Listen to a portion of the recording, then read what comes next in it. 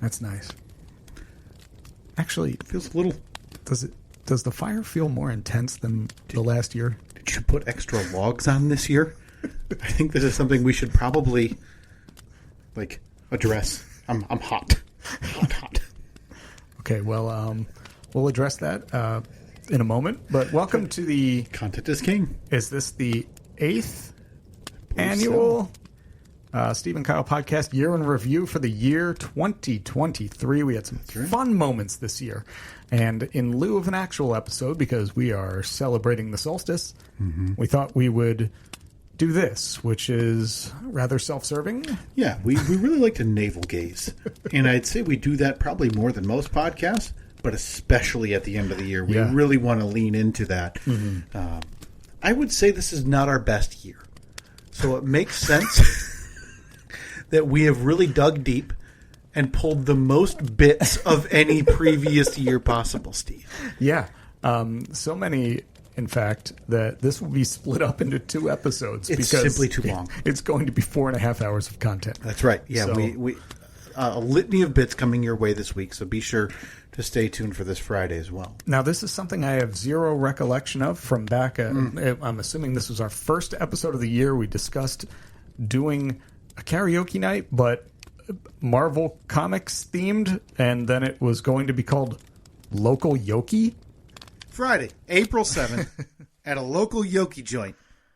If you're making your way into town, or if you live in town. There's ever been a karaoke joint called Local Yokis? Like Local Yokel? Or Loki Yoki? Add it to the list of great ideas we've had. Not just good. This goes under great. How about Loki Yoki? Loki Yoki. It's hosted by a guy that looks like Loki.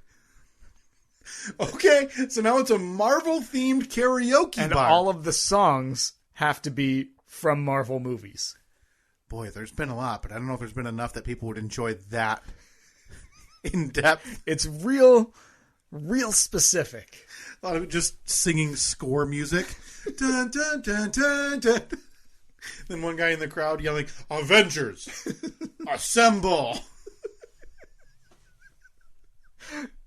Don't even act like you wouldn't go to this place. I know, I'd be there every Friday. Friday, April 7th. If you have any early inclination of making your way to the Grand Rapids area for the Side Gig Live at Night show on Saturday, April 8th, see if you can go ahead and make that a day earlier, an evening early, and let's plan a meetup for Friday, April 7th. We can do some karaoke, can have some drinks, have a good time. Loki-yoki. Maybe do a little live recording of the podcast. Oh, I like that. We'll just need a venue, people to attend, an open bar, and Marvel music. And a guy dressed like Yogi. Loki. Well, it could be like Yoki. Maybe Loki's brother. The other brother. Yeah, we do not have the money to fight Disney's lawyers. So maybe we go with Loki's dumber brother. Not Thor. Yeah. The other dumb one, half-brother. So we just call it Yoki. Yeah. But Y-O-K-I. Well, no, Y-O-K-E. I think we go Loki, L-O-K-E-Y. Yoki, Y-O-K-E-Y. Loki Yoki. Okay. Good. I'm glad that we got this all figured out. So instead of a new car, use that little slush fund. And we buy a place and make a Marvel music-themed karaoke bar. Joint. Okay. Yeah. Hosted weekly by Yoki. Yes. Loki's other brother. Yeah, and we'll make sure when we put this in the explanation on the front of the menu that Loki is in quotes because we're acknowledging, Loki is a character itself. Yeah. We don't have the money to fight no lawyers. Whew. Boy, hard to go wrong with this business plan. But yeah, seriously. I'm glad that 2023 is starting off just like every other year of this podcast. Big ideas, zero fulfillment. Yeah, I pulled a few ideas that were on the year in review last week that were early year plans that obviously never happened. Yeah. This one, though, I am confident because we have a date and we have an idea. Yeah. And honestly, that's 2 more things than we normally have. By the way, apologies to Robert. We just lost him about a minute and a half, 2 minutes ago. Also, full disclosure. Earlier in this episode, we talked about how this was going to be the year that we were tech incident free. Unfortunately, at the 5601 mark of this podcast, I happened to actually no at the 60-minute mark. Yeah, I looked down and I noticed that our recorder had stopped at the 5601 mark. So, if you go back, you might be able to tell that things were a little pieced together. But the dream has ended. Just 56 minutes into the year. Hear me out. Hear me out. I think we got our way out of this. Okay. Because this is the year of no tech issues. Yeah. Technically, this is 2022. We're recording this on Saturday, December 31st, 2022. That's true. Stay tuned because our first annual karaoke get-together last year, or this year, was such a rousing success that I think we really narrowed down It was amazing. the scope. And again, you must be dressed as a Marvel character and singing Marvel music to come to this year's event. Right. At bonus points if you're dressed as Loki, singing a Loki-themed song about something local. Right. Coming up in the coming weeks, I want to talk to you about getting back on board with some New Year's resolutions, Steve. Okay. And I think this one right here is one that I want to hold your feet to the fire a little bit. Okay. And I'd like to see this one come to fruition because I think you have a real future as a Jeep comedian. Am I the Jeep comedian? Am I the closest thing? We've talked about this a little bit that we want to do, or that I wanted to. One of my fears, right? That I would like to overcome and see if I could do it was to go do 5 minutes at an amateur stand-up night, which you've made incredibly clear.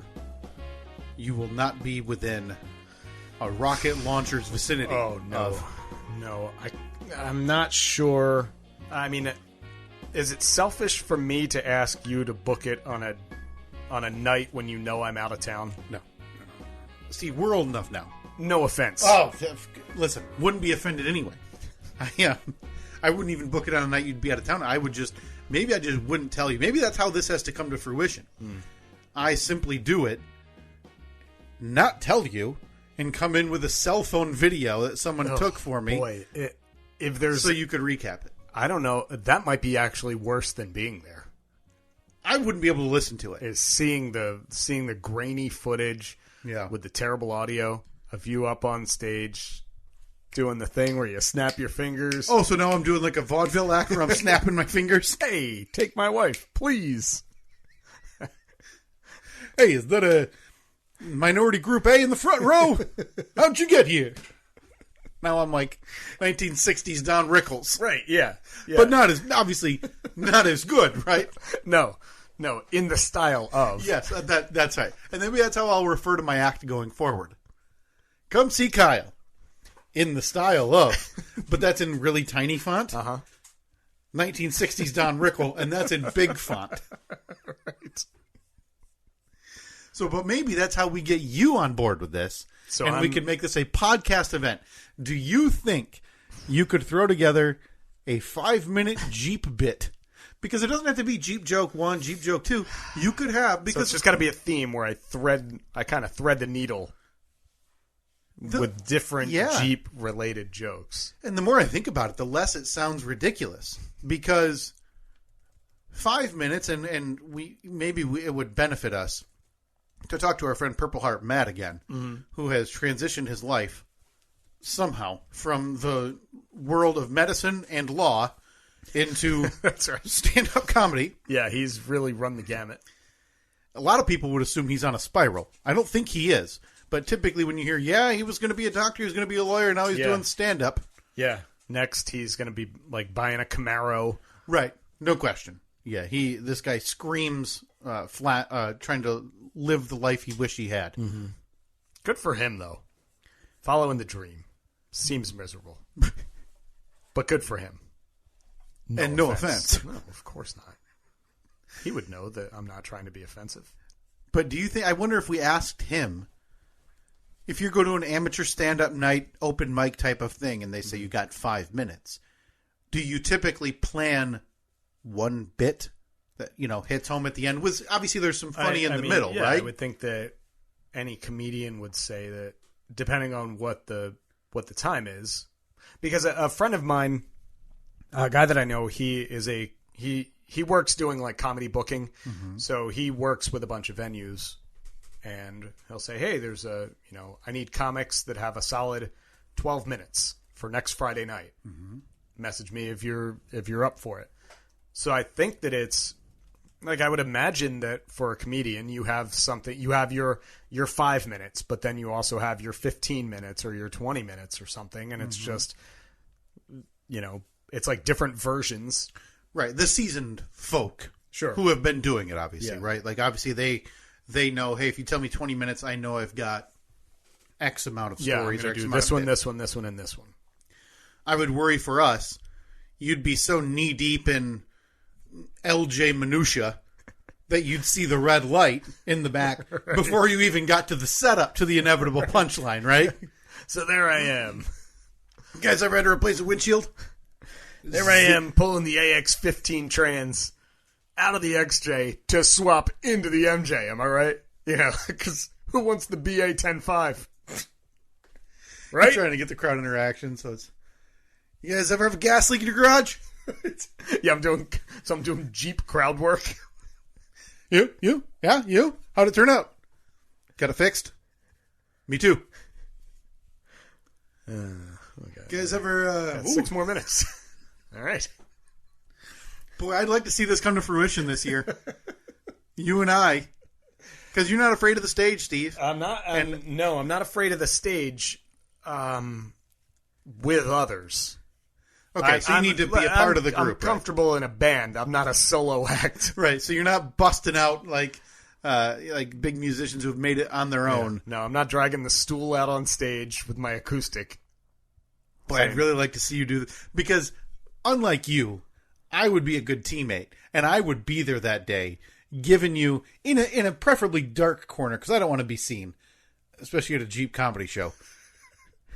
No offense. I don't think anyone wants to be seen at a Jeep comedy show. And plus, do they do open mic stuff before an announced act comes? Or is it just like, hey, no, I don't Wednesday, think so. No. Bring your buddies down for $2 beers. And open mic night. And open mic night. So it's, you're playing to some pretty different clientele. Yeah, I don't think that any seasoned comedian Yeah. would agree to be the main act of an open mic night, because I think that the main thing, one of the big things when you're a comedian, I would assume, is, hey, who's opening for me? Yeah. Who's going on before me? Because you want that lead in. You want to know, okay, the guy in front of me, the guy leading me in, is he really blue? Is he like the, family friendly guy? Is he the Jeep comedian? Right. I'd like to see this happen. To where we can get a few minutes of Jeep comedy. It's just out of you on a stage. And then you're done, and the crowd is just dead. Right? Everyone's just looking around confused, thinking, what did we just see? Yeah, and you're bounding off stage with sweat pouring down your face. I think I killed it. Looking for high fives to all the other amateur open micers. Right. Looking for the validation. Yeah. Good? Half Good? of them are scratching their heads. Is that good, guys? But just know that in the back corner, you won't be able to see me. Again, I don't want to be acknowledged. No. Is going to be a raucous cheering section of me. And when you say, guys ever had to transfer to the AX10? You know it! And you go, yep, that guy knows what I'm talking about. All right, did you ever have the issue with the axle differential? All the time! So essentially, it's just you and I just having a long exchanging distance questions and answers. A long distance conversation. This is tempting. And then you finish it up with like a traditional joke, like Right. an A to B, Yeah. Take my wife, please. Right. Who's on first? Right, but because you don't have a comedy partner. I'll do that one in the style of Andrew Dice Clay. That's right. And also, you don't have a comedy partner to do this with, so there's nobody answering you. Right. to say, who? And you say, he's on first. Who's on first? So you have to play both sides of your final joke. I think we got a bit. Steve, I'd like to see 2024 be the year that we tackle this bug. I've talked multiple times about me wanting to do some stand-up comedy. Yeah. That being the last bastion of fear for me. Mm-hmm. But I really need you to be my heater. I need you to get the stage set, right? Okay, so I'm basically the opener. Yeah, I need you up there to really make sure that when I run on stage, that crowd couldn't be more pissed off and ready for any semblance of a laugh. Well, good news, because if the Jeep comedian's on stage, people aren't happy. Yeah, and I'm not giving a cool-down period. No. I want that last dud of a joke you tell about, a patriot or whatever to land on the floor in front of you. So I says to the guy, the front axle's at Dana 30. Huh? Thanks, everybody. Good night. And here's Kyle. I'm going to be sprinting on stage because I now know that I can't do worse than that. Yeah. Yeah. Now, Kyle, a recurring theme on this podcast, as everybody knows that has listened to it, is our frequent ideas for get-rich-quick schemes. It seems like every episode we start with some kind of talk about, oh boy, hey, we could make some coin off of this one. I think this might be our best idea yet, and we've kind of gotten the ball rolling on it, or at least I did. I mean, I spent a lot of money, haven't made any money back yet, so of course that's the perfect get-rich-quick scheme, right? So I rounded the corner onto the Zach, Steve, and I did see that shining beacon of mediocrity parked in the driveway, which again is a rarity. Boy, that hurts. But not just that. Something looked like it was lobbed into the back end. And I thought, oh my God, here we go again. It's probably like Steve found a good deal on 3 extra tires. Not 4, 3. 3. So now he's got the 3 in the back, and he's going to hold out hope to find an identical 4th. Well, look, so something like that. I'm sure that about 6 years from now, I'm going to find a match, and then I'll be able to put together a full set. But yeah, look, this is something I talked about with you weeks ago. It was mentioned, and I had totally forgotten about it. No offense to you or that discussion. We've covered a lot of ground since then. Mm-hmm. But yeah, and also, I didn't know what I was looking at. Even up close, I couldn't have told you what it was. Yeah, because it was, like you said, just kind of lobbed in the back, kind of. Yeah, and it's a big, haphazardly, kind of ovalish piece of plastic. Yeah. And you open the door and let Toby out to say hi, and I kind of asked, what the heck is this? Mm-hmm. That is the luggage carrier that will be strapping to the top of the car for the big trip to Pigeon Forge in June.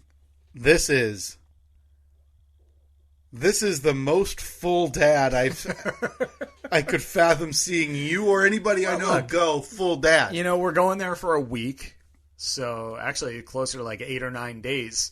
So we need room for all of this stuff. So this is the 4 of you climbing into the Comanche, I'm assuming. And no, we'll be taking Annette's car, climbing in there. Just poor Evelyn, having to sit behind a stick shift with 83-degree air blowing from the vent as you all roast. Yeah. The radio died somewhere in Illinois. Mm-hmm. Radio is probably the newest part of that vehicle. This is the most full dad I expected to see you go. This is, for my money, the next step is winter cap, stocking cap with ear flaps. Oh, so I'm basically becoming seasonal Sammy. Yes, and now you mentioned, I'd like to see you up your turtleneck quotient just a little bit. Maybe some shirts. You're not a dad unless you have multiple graphic tees with different dad slogans on them. Oh my God, yeah, and so you're moving away from your FBI federal boob inspector shirt phase. Right now, it's just like, this is my best dad joke with an arrow pointing up to my face or something. Yeah, something like Notorious DAD parked right on the center. Right, to show that I'm a dad, but I'm still kind of cool. You're really cool. I'm mostly suburbs, but I'm still a little bit urban. Yeah. Uh-huh. You've got a luggage rack. I have a. I remember we had one of these when we were growing up, when we were kids, and we referred to it as the Big Mac because back in the 80s they looked like, you know, the cardboard container that a Big Mac comes in, and it's kind of that like, oh yeah, like, I don't know, 6-sided, like, it's not just a box, but it's got like the angles and everything. It looked like the box that a Big Mac came in, so we always called it the Big Mac. But yeah, it's a enclosed luggage shell thing. It looks like a turtle shell that you stick on top of your car. Put all your suitcases in there. That way the trip is a little bit more manageable because you're not whoever's sitting in the back seat, in this case it's obviously going to be the kids, there aren't suitcases looming that if, you know, you hit the gas or the brakes one time a little bit too hard, they're going to come flying forward and decapitate my children. So, yeah, I found it, of course, a marketplace deal. I was the rare occasion that I was a buyer, not a seller. Right, but here's the thing with you though, you're not in a pinch. June is not like next weekend. No. So I'm a bit surprised, unless you were maybe taken aback by the price of these, that it wasn't as much as you thought. I was kind of surprised at the price of them. Cheaper than you thought, or no, they were like brand new, more expensive than I thought. But I had seen one a couple of weeks ago, and it was like, pick up today, $40, and I was like, oh, that seems like that's a pretty good deal. Okay. And by the time I messaged the person, they had said, oh, so sorry, somebody just picked it up. But I didn't really think anything of it. And then, so I started searching around for them, because that one I think Annette had actually found and sent to me. She was like, hey, this might be a good idea for the trip this summer. Yeah, okay, no problem. So by the time I sent them a message, it was gone. So then they just started popping up in my marketplace, algorithm. You've or been whatever. algorithmed now. Yeah. Right. So I would see them, and every other one I saw was like $300, $200, $400. I was like, damn, that I missed. Like that would have been seems like a steal. Yeah. And I missed it. So I'm obviously off my game a bit these last couple of months. Right. Embarrassing yourself, looking the fool. Not proud about this. Not proud about this at all. So then I found one. Somebody they just posted it in the community buy, sell, trade page. Okay, so one of those garage sale pages And I thought, oh, well, that seems like a good deal. They had it posted for $300, but it was looked like perfect shape. He said comes with both keys, has all the nuts and bolts and brackets and everything you need to bolt right to your car. Mm-hmm. So, you know me, I still have to lowball you. So he had it posted for $300. Would like to clarify. Don't have to. No, you do. This is a very personal but thing for you. So what was the opening price? Don't try to act like you don't do the same exact listen, thing. I would argue there's a difference between negotiating and strictly saying, I'm going to lowball the S out of this person. So what was the asking price for this thing? The asking price was $300. Okay. Here's what I would consider an opening up. Now let's see. You don't have to give it away. But if you would, what is your comfortable pricing that you'd be comfortable paying for this? Listed at $300, what's the dollar amount that you're okay with? I don't know. For some reason I see that price and I always think like, I'm not even going to pay half of that. Oh, for God's sake. Now in this case I did not lowball them that. What would your opening offer be? Listed $300. See, it's weird for me because without knowing what I would be comfortable paying for something like that. Right, but just say that you had done the research and you saw that. Yeah, it's in the ballpark. I think I would probably open with $200. Okay, I would say something like, and you see those all the time, which is $200 pickup today, $200 cash in hand. I'll be there. I could be there in an hour type of thing. So I would say listed $300 for that. And was it just posted? Was it fresh? I don't remember because it may have been posted. I feel like it had been posted like within a day or two. And you're the pro, so you know that if that thing had said listed weeks ago or 2 weeks ago, I'm offering you $25, and you have to bring it to me. Take it or leave it. My guess, they're going to leave it. So $300, I would offer $200. Okay, you've explicitly said you opened with a low ball. Well, I'm happy to hear that because I opened with 200. Hey, now I don't think that's lowball. Okay. You're offering 2/3 asking.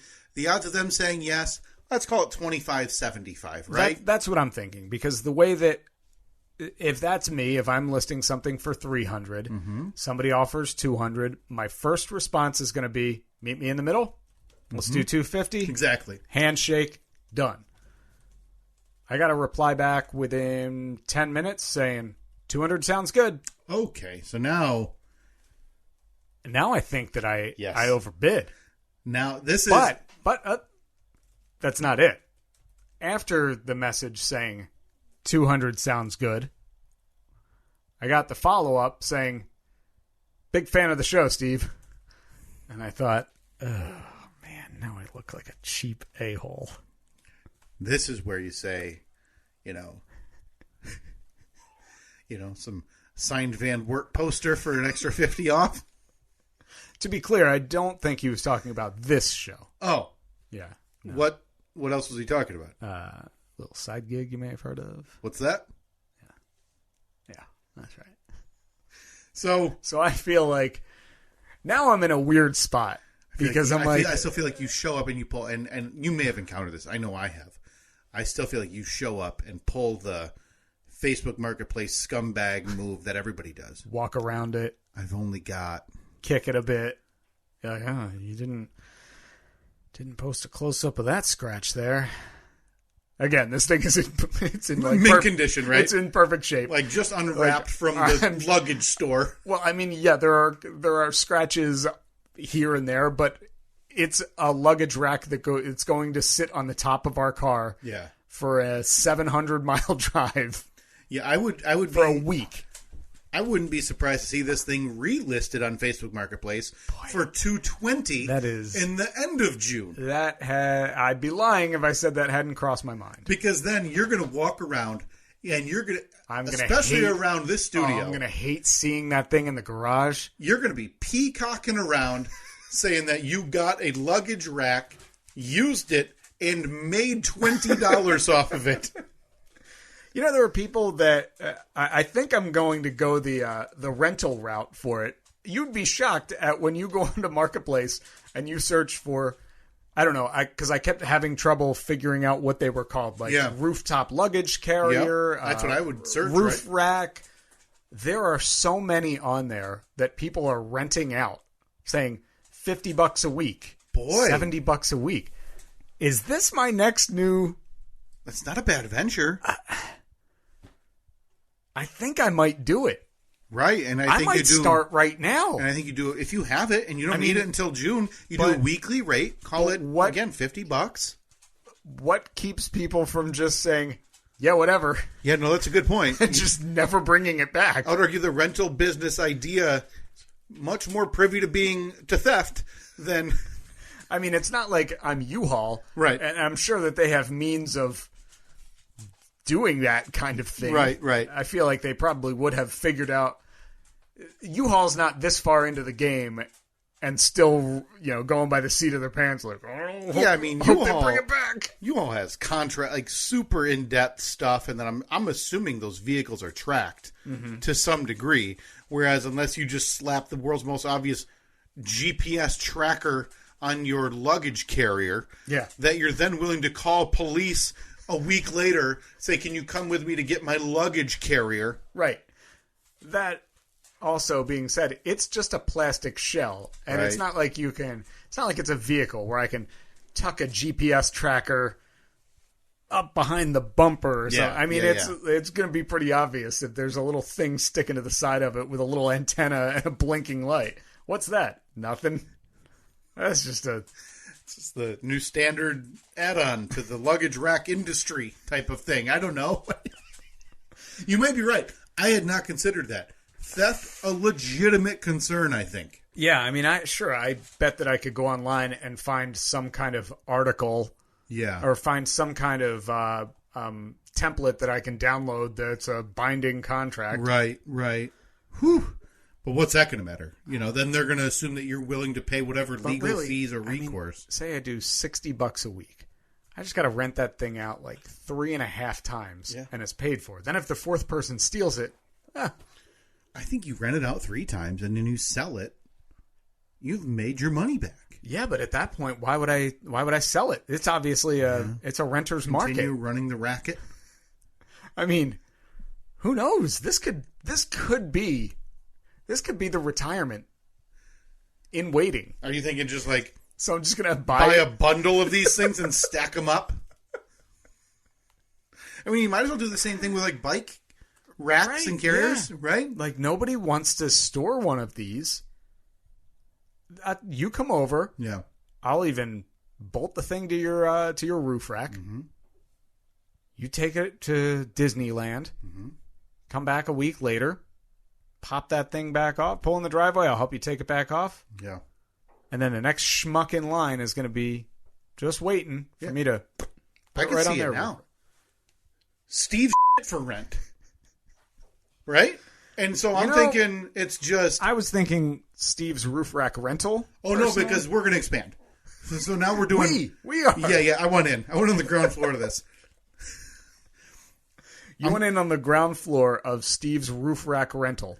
But I want to expand already. Okay. We haven't opened, so I want to expand. So we have a bike rack out in the bike carrier out in the shed. I've got one. That's 2. That you're right. 1 and 1 is 2. That's a business. That's 3 items we now have for rent. All right. So I feel like we need to create an LLC. Yeah. This is going to set us back like $100. So we're already... If there's anything you and I know how to do properly, it's to lose money. So I am thrilled to be in this new adventure where we can continue our efforts to lose money. Yeah. So we've got a roof luggage carrier, 2 bike racks. Mm-hmm. We need to get some type of hitches or balls. Because a lot of people... I got a couple of them. Boom. I think I got it. I mean, your common sizes, of course, is your 1 7/8 and your 2 inch. Got them both. What other crap do people need for road trips that they don't have? I would assume some like tie down straps. Yeah, I got a few of them. Yeah, okay, we'll throw them in. Absolutely. I'll tell you what. 3 weeks of rental on the bubble top. You get a free ratchet strap thrown in. Hey, suckers will never see it coming. Okay, I love this. I think I want in. I'm not too sure if I'm willing to. I'll tell you what. Mm-hmm. We can franchise this. Okay. I mean, I don't know where you're getting the very elusive second bike rack. Unless, again, you're willing to go further in the hole on this idea. Man, is there an episode that goes by that we don't have an amazing idea for a get rich quick scheme? We just haven't executed to the degree that we can and that we should. We could be like 100-aires if we had just put our minds to it. Right? Yeah. Well, there we are, folks. We may have to look. Hey there, it's Steve from the Steve and Kyle podcast here with my buddy Kyle. Are you in the market for a luggage carrier, but you don't want to deal with that hassle of storing it for the 51.5 weeks a year that you're not using it? Got a 1-stall garage and 2 vehicles already. Don't muddy up your space with a luggage carrier that you're going to use once every 3 years. Call us at Steve's Roof Rack Rental and Accessories. Call us at Steve's for Rent. Let us help you get your stuff into a bubble. We might have to work on the... No. And also, in the fine print, we will not actually help you put stuff in the bubble. You pick up the bubble, attach it yourself. For an additional fee, we will help you get the bubble strapped onto your roof. Okay. All right, I like that. So maybe what we do is rental fee, because I was thinking like $50 a week. So maybe we'll say rental fee $300 a week, or for this special deal only $50, and we'll help you strap it down. Introductory. Yeah. This is savvy. I mean, if you go with the $300, yeah. more power to you. I mean, you know me. I'm gonna give it to you how I think of it, because I told you the second chance Jeep thing was a morbid failure. Mm-hmm. Lost money, which it made money, but that's not the point.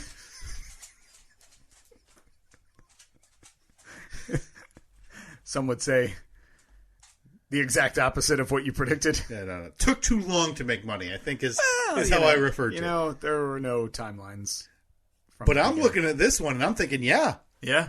You're in? Yes. Garbage that people only need. Okay. And I'm not even saying every so often, because in terms of these type of vacations, you're going to need that. They're, one, somewhat infrequent, and two, they're on a limited time anyway. Yeah. When you end up, when you have your kids that they're 10, 12, 13, 15, the idea of going on a very long road trip with them to the point where you need a luggage rack, it's just not going to happen. Yeah. They're more talking about going on vacations with their friends and spring break. They're not doing family vacation with the notorious DAD in the front seat. Yes. Again, mostly suburbs, but also a little bit urban. Of the cockamamie ideas that we had this past year, that is in the upper half of one of them, I think. Coming up later on, I believe this episode here, you will hear another idea or another business venture that you and I are going to take part in that has zero chance of making us money. Whereas I feel like this one, if you pinch your fingers together and leave a tiny gap, that's about how much this Steve Stuff for Rent has to make us money. Which is crazy, because when you hear the other one that we're talking about, that one, we should have a very good chance at making money off of that. Right. That is the most niche of niche business ventures. We'll get to that coming up later on this episode. Now, along with new business ventures, we constantly have ideas for new podcasts, spanning all different genres. Now, we were really adamant this year that we wanted to break into the religious genre. Yeah. So we finally put out there, at least, imagined it into life, our idea for a new religious-themed podcast, and I think this is going to be a big one. That brought me back, and I actually sent you an email this week, which I can very rarely do outside of the... Shocked to see it. But for some reason, to my personal account, I received a update, I guess you could call it, from the Podcast Awards, saying, hey, make sure you get your nominations in and whatever else you want to do to get ready for these awards. And that when do the awards take place? I know that's a stupid question. Everyone has it marked on their calendars.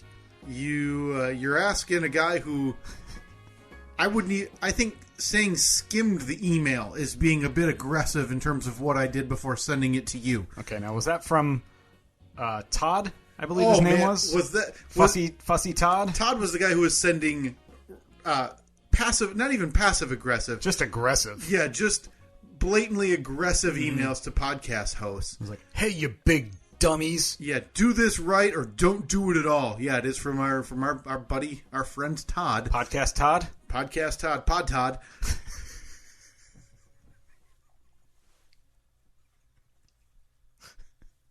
I don't know how I overlooked that obvious gem. You think he's got his own? It's called Todd's Pod. Todd's Pod with Pod Todd. So he sent some reminders, and again, I didn't read it. I forwarded it to you. Which I didn't read. I just looked at a few of the key bold words. Yeah. Like, deadline this year. Okay. But one line I did see was that you can register for as many categories as you want. And that better believe sparked the idea, again, that we have joked about. And I think now is our time to make happen in actuality. Mm-hmm. I think we need to nominate ourselves in the religion category. Okay. And if they need a buzz reel or some hot clips, we're going to go back and we're going to get the origin of the 2021 Poll Badness winner. Yep. Where the apostles known for chiseling the word boobs into rocks. We have to go back years and find the discussion about the big man on the biggest weekend of them all shooting out of that cave with a jetpack. Yep. Jetpack Jesus. That's what they called him. And obviously, biblical fruit trading that you just heard there in the intro. Mm-hmm. I think we abandon comedy. Okay? I don't think we stand a chance. Mostly because we're not funny. That does that does make it a little more difficult. But partly because those type of categories are going to be ruled by people with names, right? Celebrities, semi-celebrities, whatever, that are going to get people's attention much more than you or I, even outside of, campaigning here or with another show.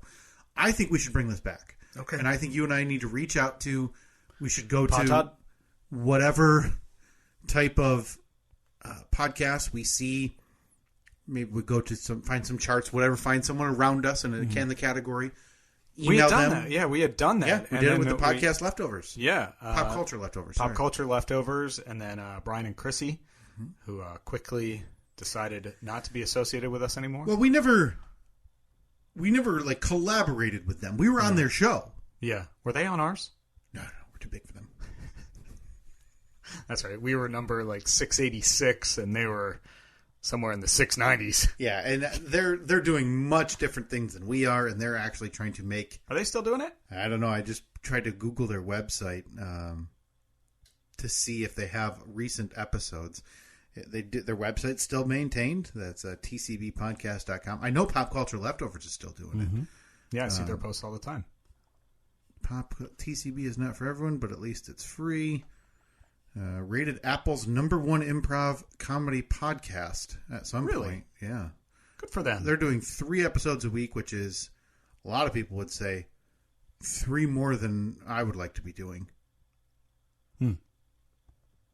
I would say 4. I mean, they have professional shoot photos on their website now.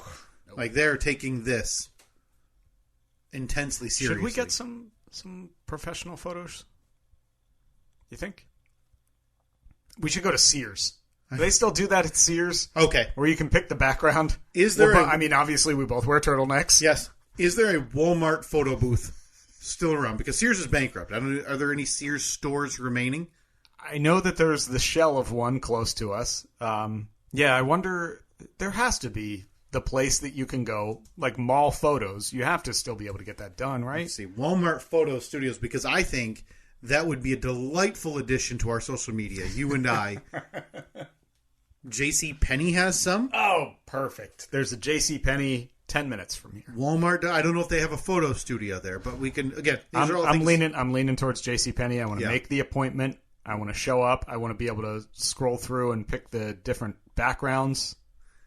These are all things that I think would improve our image. Maybe we get a just a white background, so that way we can do whatever we want. Yeah, exactly. We want a Christmas photo. Boom, done. I think obviously we need to do the thing that a lot of adults do now, which is get the one with the lasers. Yeah, to remember their childhood and their school photos. Yeah. But we digress. We got this email from Pod Todd the Todd Pod, or Todd's Pod from Pod Todd. And I think we bring this back. So the first thing we need to do is, it seems like, read the email or just know when our deadline is. Yeah. And I think we register ourselves, and then I think maybe not next week, in a couple of weeks, we'll let people know where they can start assisting us. Mm-hmm. You and I need to find someone to reach out to and collaborate so we can take over the religion category. Okay. From whichever Yahoo has won that in the years past. Yeah, we're not coming at this lightly either. If you've been involved in this in the past, watch out. Yeah. Let me pull up the past winners and get the religion winner from 2022, because I want. You want to start sending them threats? Threats. How about just some gentle trash talk? Now, let me go through some other categories, because we've long joked about religion, Steve, but I also think, like, the email specified here, and I think that, I don't know if I mentioned this line, you can submit yourself for as many you can register for as many categories as you want. Oh, good. We're coming at all of them. But I think we need to focus, because I don't want people getting distracted, going to the website and forgetting which one. So are we thinking storyteller drama? Boy, if there's one thing this podcast is known for, it's our ability to focus, stay on topic, not meander one bit. What were we talking about? Storyteller drama is a category. Yeah, there's a lot of drama that happens in here. Leisure, no thanks. And I think Dad's drinking bourbon. I'm remembering one, I believe. DDB. They won the arts category too. So I think anybody who's won multiple categories, you and I steer clear. We're not going to. I kind of want to go after the big gun. We kind of did that with comedy.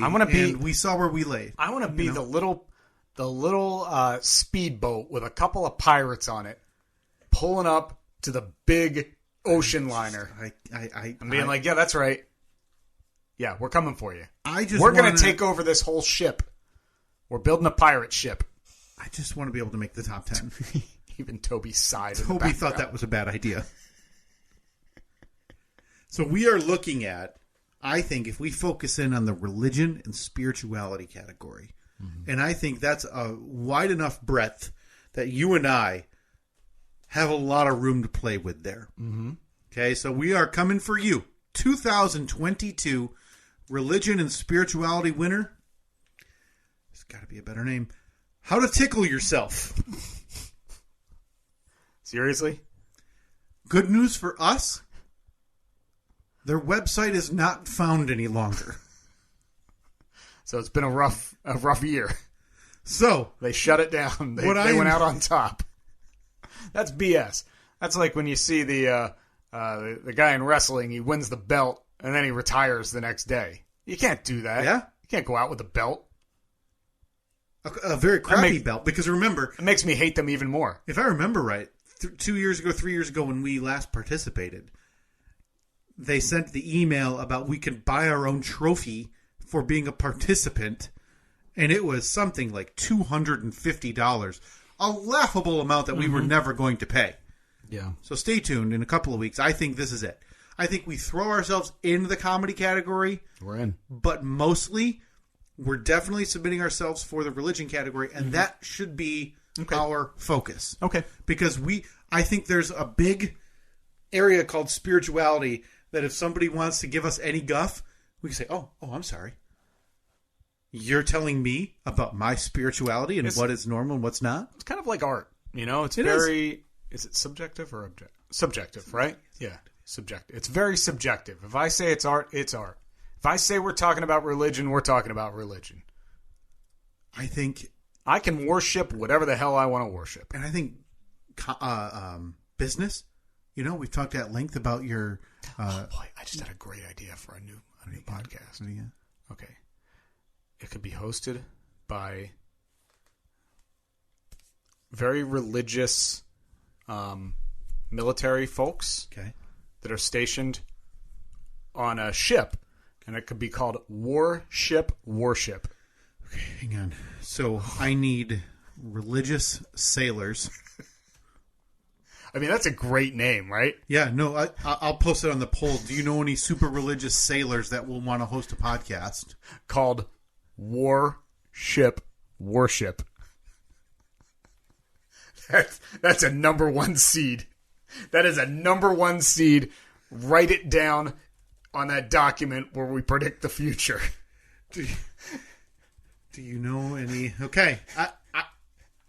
You might think I'm dismissing this. This is one of our best ideas ever. Right. And we are filled... Verbal trademark. With really good ideas. On Warship Worship. Who would want to host... Yeah, okay. A religious podcast called War Space Ship Space Worship. This is a moneymaker. Okay? And more importantly, it's something that we don't actually have to physically listen to. No. Where we farm out the work. I'll post it. I'll give myself up for posting it. Well, we may need to listen through a couple episodes to make sure people understand it's on a warship. So maybe in post we add a few cannons. Well, yeah, it just has to be done. We'll have to get that creaking noise that out here when you're below deck. Seagulls. Seagulls, yeah. I don't know why they'd be down there too, but that's all right. Well, no, because in my mind they're recording this on the deck. Oh, see, in my mind they're recording it down way in the bowels of the building, so it kind of has that tinny sound. Maybe you hear the guys in the background shoveling coal into the boiler. Boy, you really want to replicate this room, huh? Force those guys to go below deck. to talk about religion. God, just seeing it typed out. Do you know any super religious sailors who would want to host Warship? It's one of the best ones, right? I got to tell you, it's our top. It's among our top ideas. And again, we have had some doozies. Speaking of awards, Steve, before we get to... Are we doing this? Well, we need to get to last week, which we promised to wrap up, and we already have wasted 15 minutes without wrapping up last week's discussion. What did we talk about last week? Well, it's the A-Bit, and we need to talk about the driveway, the new appearance in the driveway. The sitch. Yeah, the driveway sitch. So, but before we get that, while we're on the topic of the awards, we have a box here that honestly could be anything. I know. From our friends at Crown Awards. Oh, boy. So, it's time this morning to do a little viewer mail time. Here we go. Yeah, it's that time of show. Hey folks, viewer mail time again. Oh, here's one from Sally, age 14. It's not from Sally. Dear Pig.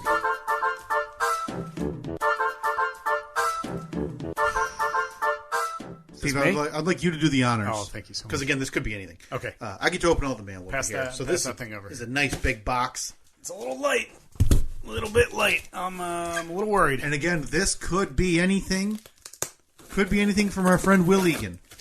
Let's see. Yeah, it is. Oh boy, it's addressed to Will Egan at the Stephen Kyle podcast. Okay, good. Okay, Will. Maybe next time we'll just take your name right off the let's getting a bit too big for your britches there, Will. Don't need you. Listen, we built this table specifically for 2 chairs. Okay. Almost no room. There's almost no room for a third. Okay. This is big. I see a ton of bubble wrap. Lots of bubble wrap. Oh, no, Toby. Toby's all about the bubble wrap. No, buddy. That's some good sound right there. It is. I like that. All right. Inside the box of bubble wrap Is another box. is another box. Please, baby Jesus. We can enter this into religious now. Do we need to pay someone or buy a software and API to comb all of our stuff anytime we say Jesus? We just pull those segments. Yep. Yeah, I mean, I don't know if we need a sizzle reel. inside the box, more foam. Man, they are really worried about safe transit, aren't they? I respect that, I gotta say. Okay, now after this next layer, we might be down to only one more layer of wrapping. Oh, I recognize that shape, Steve. I recognize that shape too. Looks like the big building downtown here. What do you think it is? Are we ready? Should I just rip the Band-Aid off? Rip it off. Let's get this over with. Okay. I'm not happy about it. So. Okay, the Stephen Kyle Podcast Pole Badness Tournament 2023 winner is Kyle Just a Bag of Used Parts. Look at that. That was the number 6 seed in the What the division. Looks nice. Wow. I guess I'm honored to be up there. I mean, I now join Annette and Steve. do you want to come over? Would you like to? This make is sense. the equivalent of you pulling on the rope that pulls the banner down that shows your jersey retired in the rafters. Right, Or and- pulling on the rope that lifts your jersey up into the rafters. And much like everything else, I'm assuming that jersey would be then, once the cloth comes off, upside down, like the current jersey. Exactly. That's how we do it around here. So here you go. I'd like to present this to you. Congratulations on the big win. It was a long season, hard-fought battle, but you prevailed. So just toss that up there. Oh, look at that. I mean, it matches perfectly. You're just taking it in, aren't you? Just staring at it. Okay. I'd first like to start off my speech by telling everyone to F off. Everyone who voted. This tournament wasn't even close. It was... Bold strategy. There were some close matchups, but literally every opponent that this poll ran up against was bulldozed. Steamrolled. Including the very last one, which I don't even remember the details, that included you. It was a direct Steve versus Kyle competition to wrap up Poll Badness 2023, and it was not even close. It was something like 90% voted for me. Because I thought it was 91-9. At that point, the train had left the station. Mm-hmm. And when the train leaves the station for this listening base, it doesn't turn around. It does not turn around. There's no e-brake. No. So this train, to make me upset, reached its destination handily. Yeah.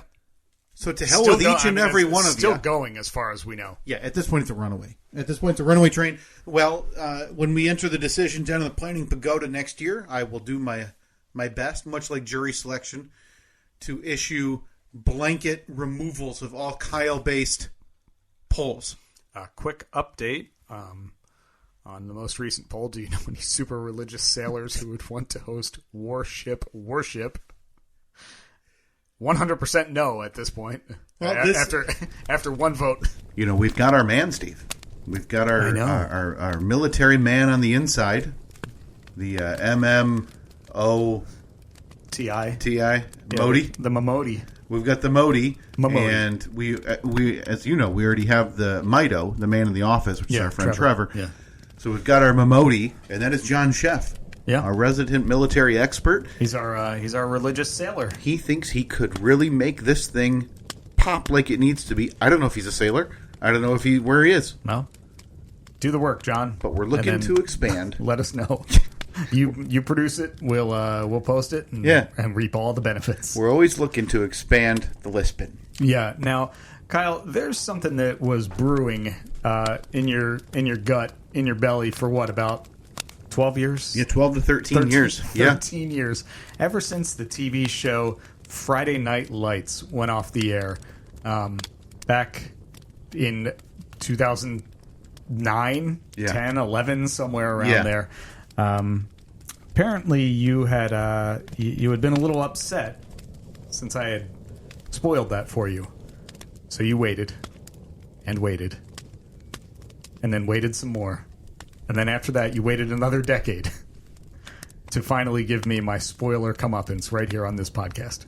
An interesting conversation before this podcast, and I wanted to kind of bring it to you with a question. All right. We were talking about Succession. Yeah. Finally finished it last night. I sat down and that's what I wanted to bring up, because you're in a field where it is not that easy for you. You guys kind of, at least last I checked, I thought, talk about things that are current, relevant, happening. Pop culture, TV, movies. So you were able to avoid. I was. Now, was it discussed on the radio program? Were there callers on the radio program? No, because we wouldn't. We may talk about how we watch certain shows. Like, oh man, I love this show right now; it's so great. But we're not going into the nuts and bolts of it. Like, did you see in episode 4 that when they did this and this and this?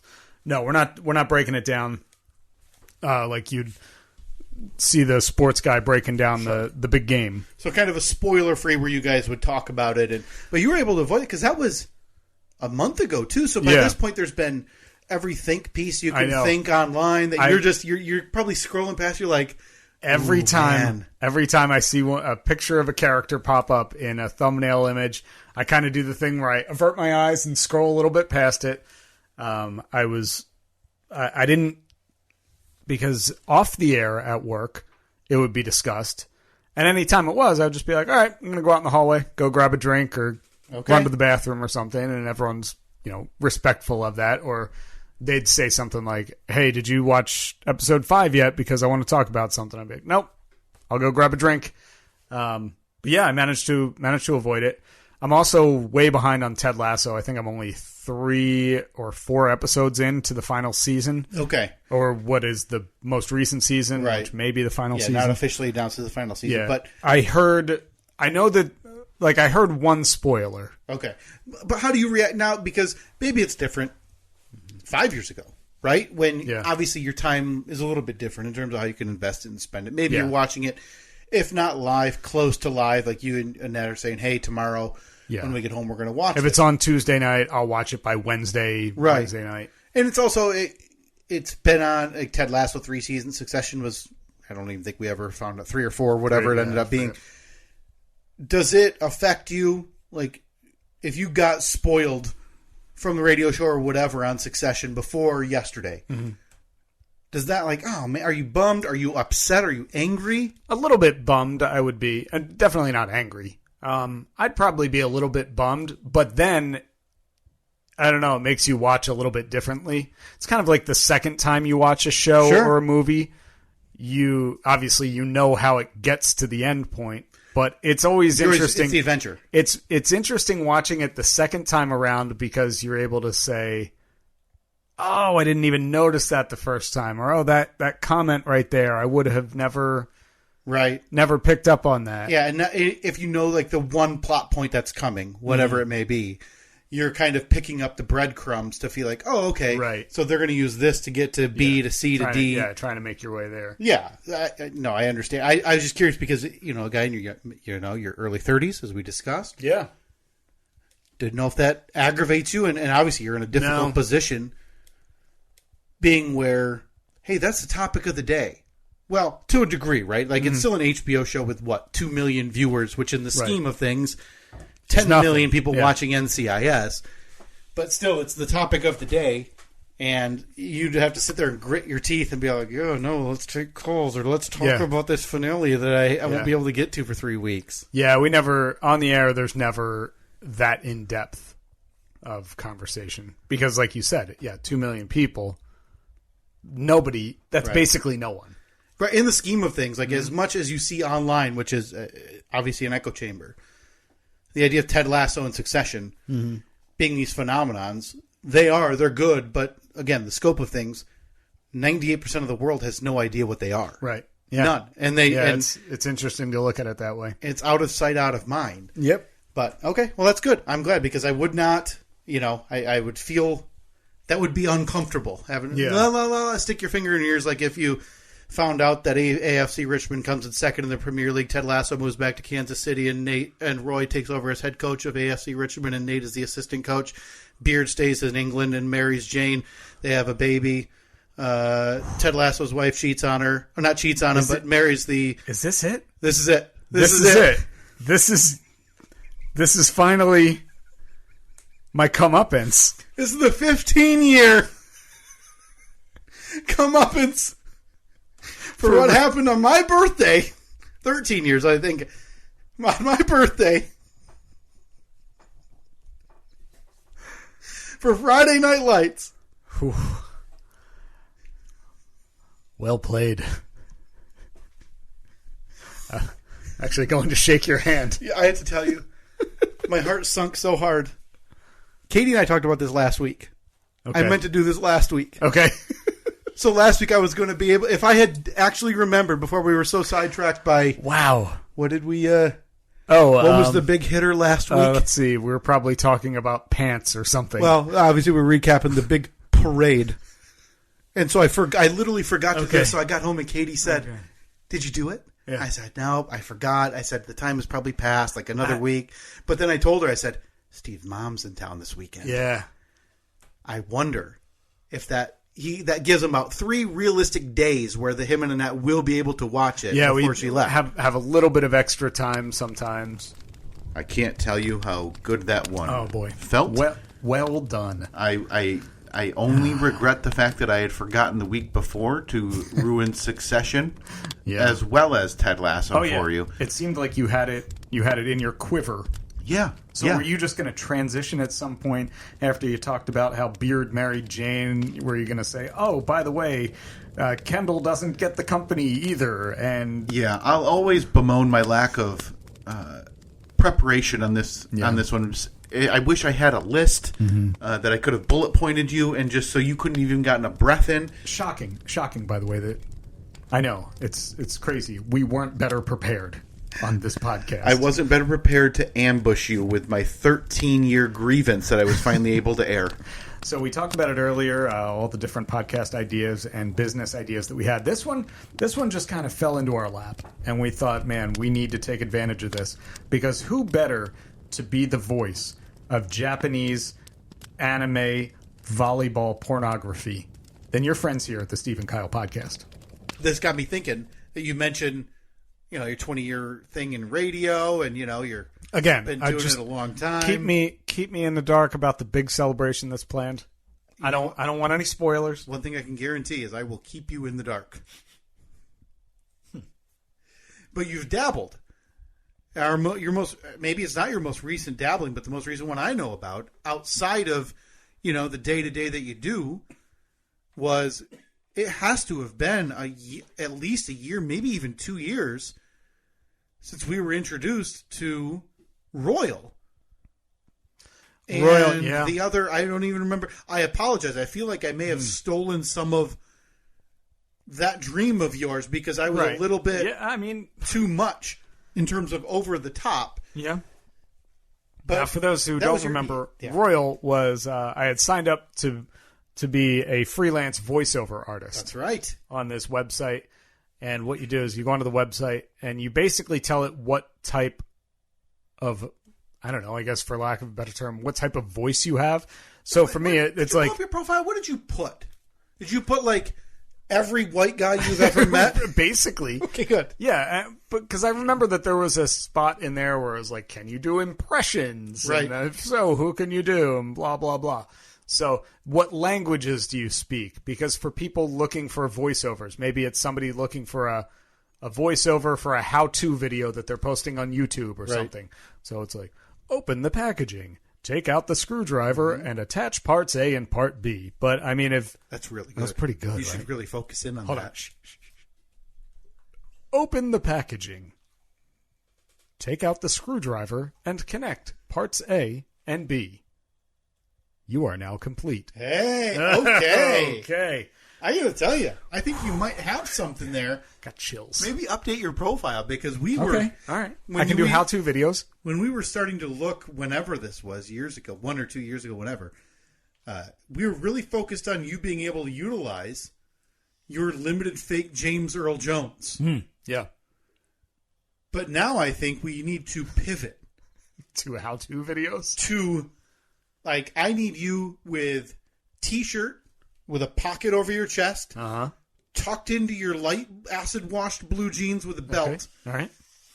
Full dad version of white guy how-to video reading. Done. Let me update the profile right now. But did you ever do anything with that? Do you still get... I did a couple of them. Applied for them. Yeah, right? applied for them. But the issue is it's a free site. Anybody can sign up. Right. But idiots who don't have that distinctive voice. But if you don't pay for whatever their first tier membership is, you basically get the scraps. They'll send you a notification saying this fits your description, and you'll have.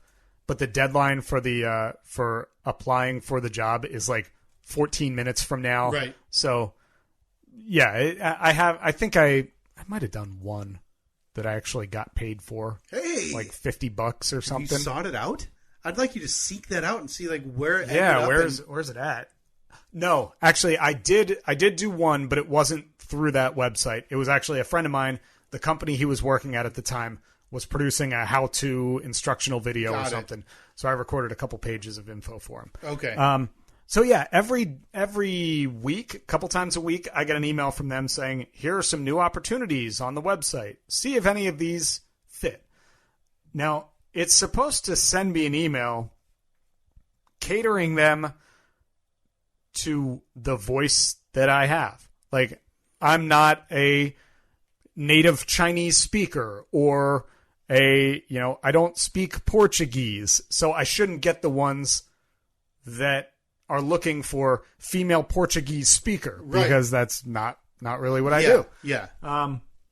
So every now and then I'll take a screenshot of one and I'll send it over to you and I'll be like, look, I think we got it. I think this is the perfect one. So we did that one. I think it was for a video game. We recorded it live on this podcast. Yep. It was for a man named Royal. Yeah. Well, I think it was like a gangbanger or something. I feel like it was the actual application wasn't for Royal. I was Royal, who was simply your foil.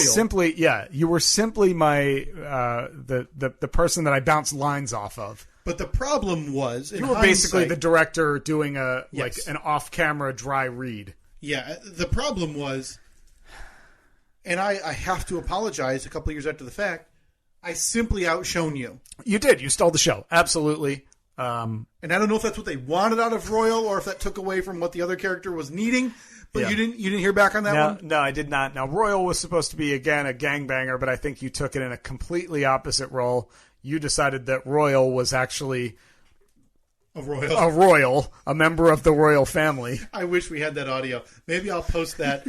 We talked last week off air about I'm going to start inserting the Friday flashback into the podcast feed. I'll try to find and post this week the Royal. When we recorded as Royal. Okay, so I got an email from the voiceover service this week. Oh, so you have a recent one. I do. Now, is this one that you think you'd be in the mix for? Absolutely. I think that our payday has finally arrived. Okay. So if you look up at the screen, I'd like to show you the email. Okay.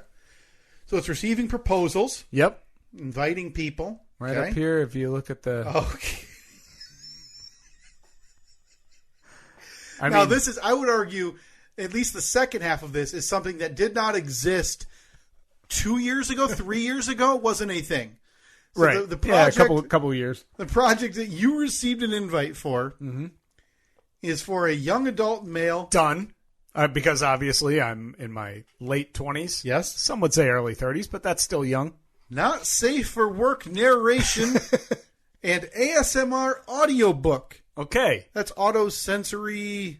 Yeah, it's something. Basically, it's if you watch a lot of like TikTok or Instagram Reels or something, and it's people when they talk like this, and they're giving you really describing things in great detail and showing you how to.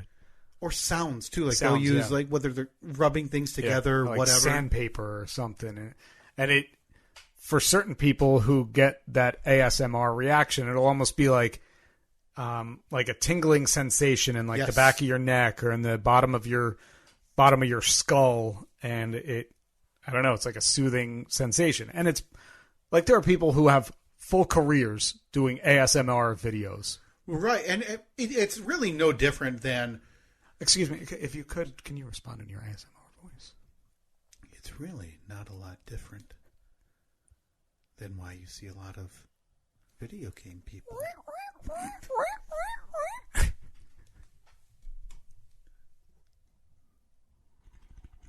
Oh, that's nice. That's good. Yeah. There's a whole industry for... Now, audio-wise, you and I would... I think we could really pull it together here.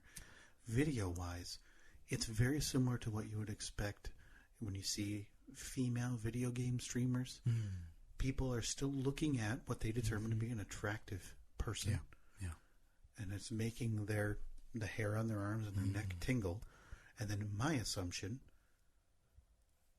masturbating furiously. That's a really, really good point, Kyle. Oh. So do you have this? Now, I see that budget. Hold on. And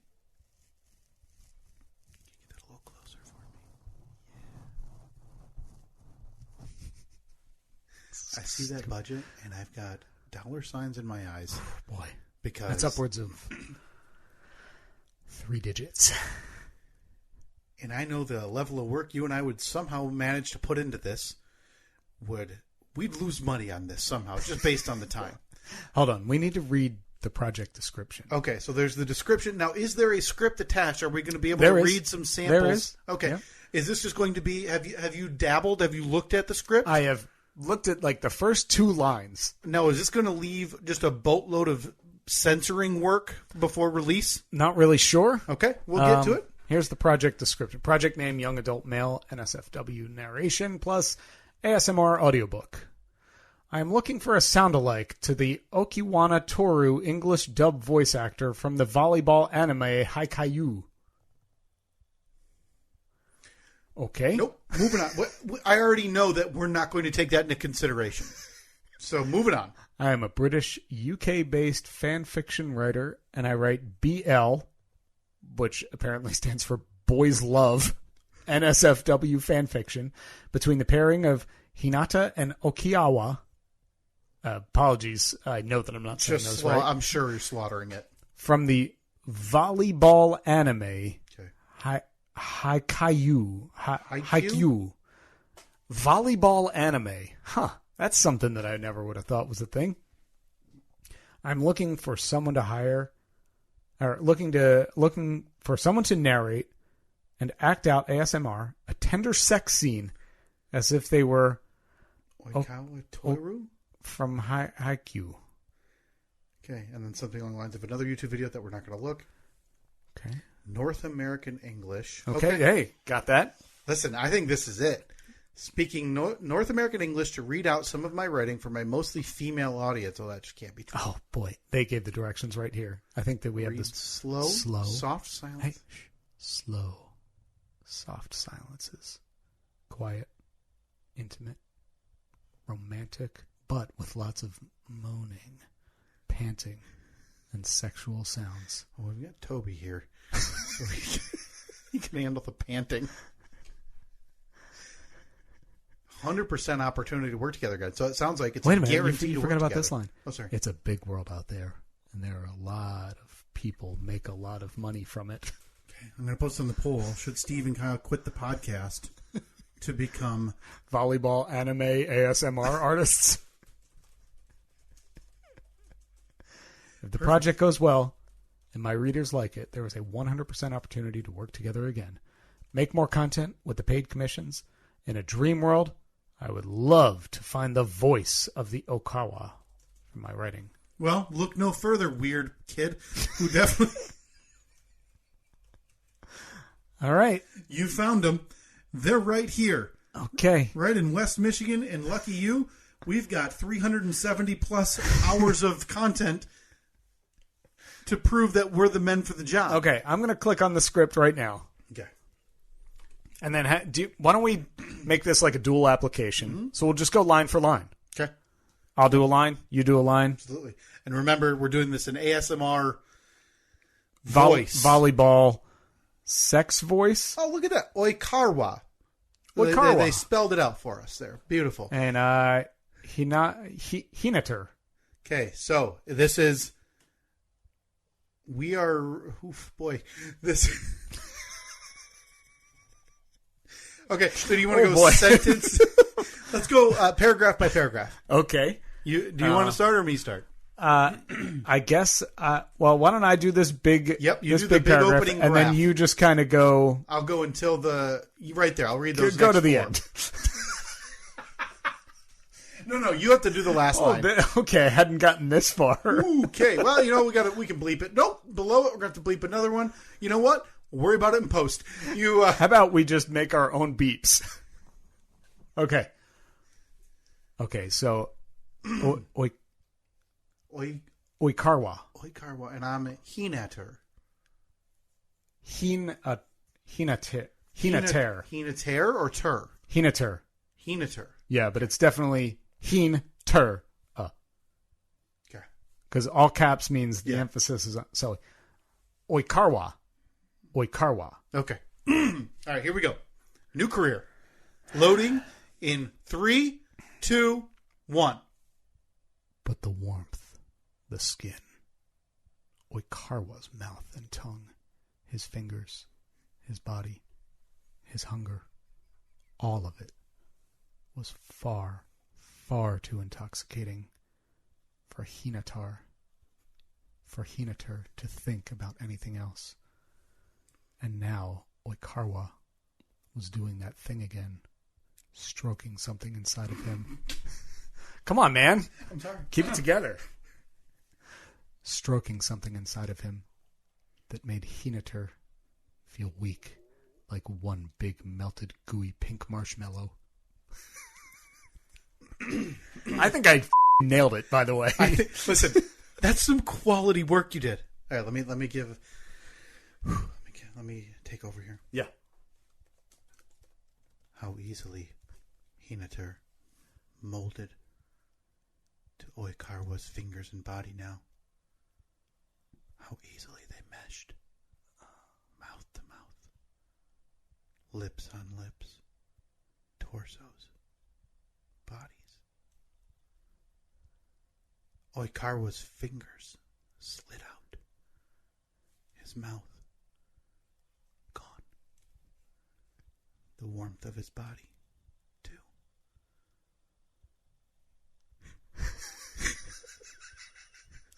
A crinkle of a wrapper. Another pump. And scene. It turns a bit more R-rated. NSFW, very accurate description. Yep. There is putting on protection. Oh. I mean, at least they're being responsible. Yes, there is a description of buttocks. I enjoyed my line about a big melted gooey pink marshmallow. So that did it. You know, we never heard back. I feel like we're coming up on the short list, just short. Yeah. Right? Yeah. And I think we need to keep plugging away at this until we finally get the gig. Now, this is a long lineage of our voiceover work, dating back to where I made the mistake of overshadowing you, the talent. Oh, yeah, when you were Royal. I was just running lines with you as Royal. And I think they probably received that and thought, well, we can't hire that buffoon. We need to hire the guy who's Royal. Didn't hear back on that either. They must not have had contact info. Yeah, exactly. But in keeping with the theme of massive, massive, dumb ideas with this podcast, we have taken many a trip with this podcast, from Boston to Van Wert and everywhere in between. The Detroit airport on the way to Boston. But this one that we came up with may be our very best, combining a couple of my favorite things. Dead people in history. Happy birthday, America. Happy birthday. What is this one called now? 4th of July? We're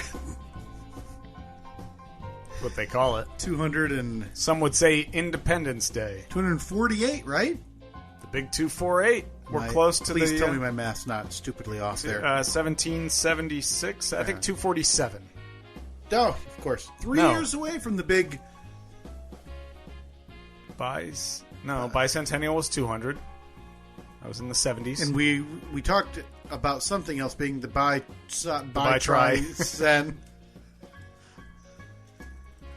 What would 250th be called?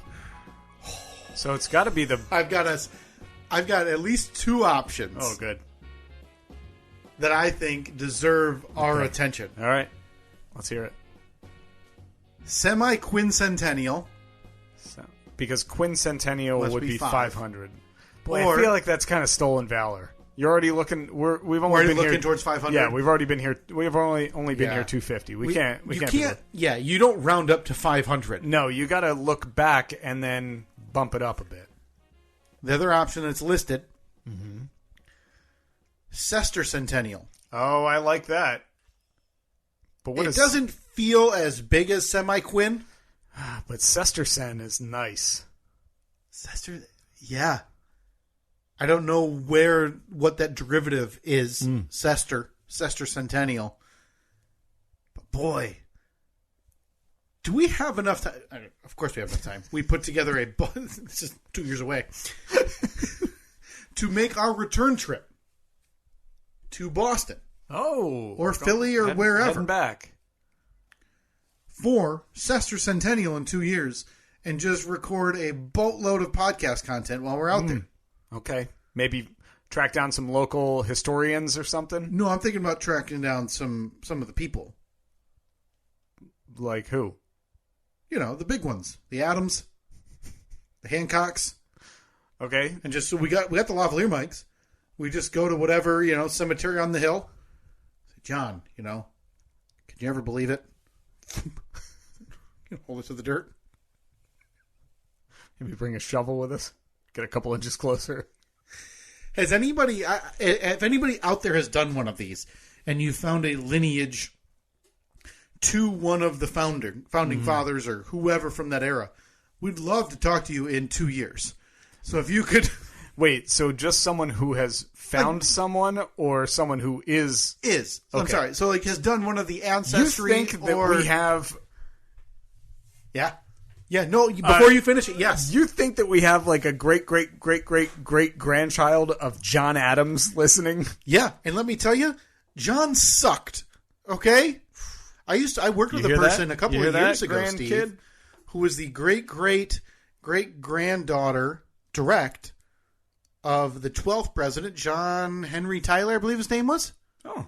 Yeah. John Tyler. Yeah, it's always awful president. John Tyler, Zachary Taylor, right? I would always get those. Yeah, she told us that, and I pulled it up, and he was not a good president. No? So there has to be someone out there that knows this, that either a person listening to this podcast knows, or maybe listens to this podcast and is a direct lineage of one of those founding fathers. I'm going to boldly state that there's zero chance. I mean, I'll post it on the poll. I really think, and we have 2 years to find this person. Right? Right, to celebrate. And then we need them to come to Philadelphia or Boston with us. With us, okay. Or meet us there so we can talk to them there. Are we paying for their flights?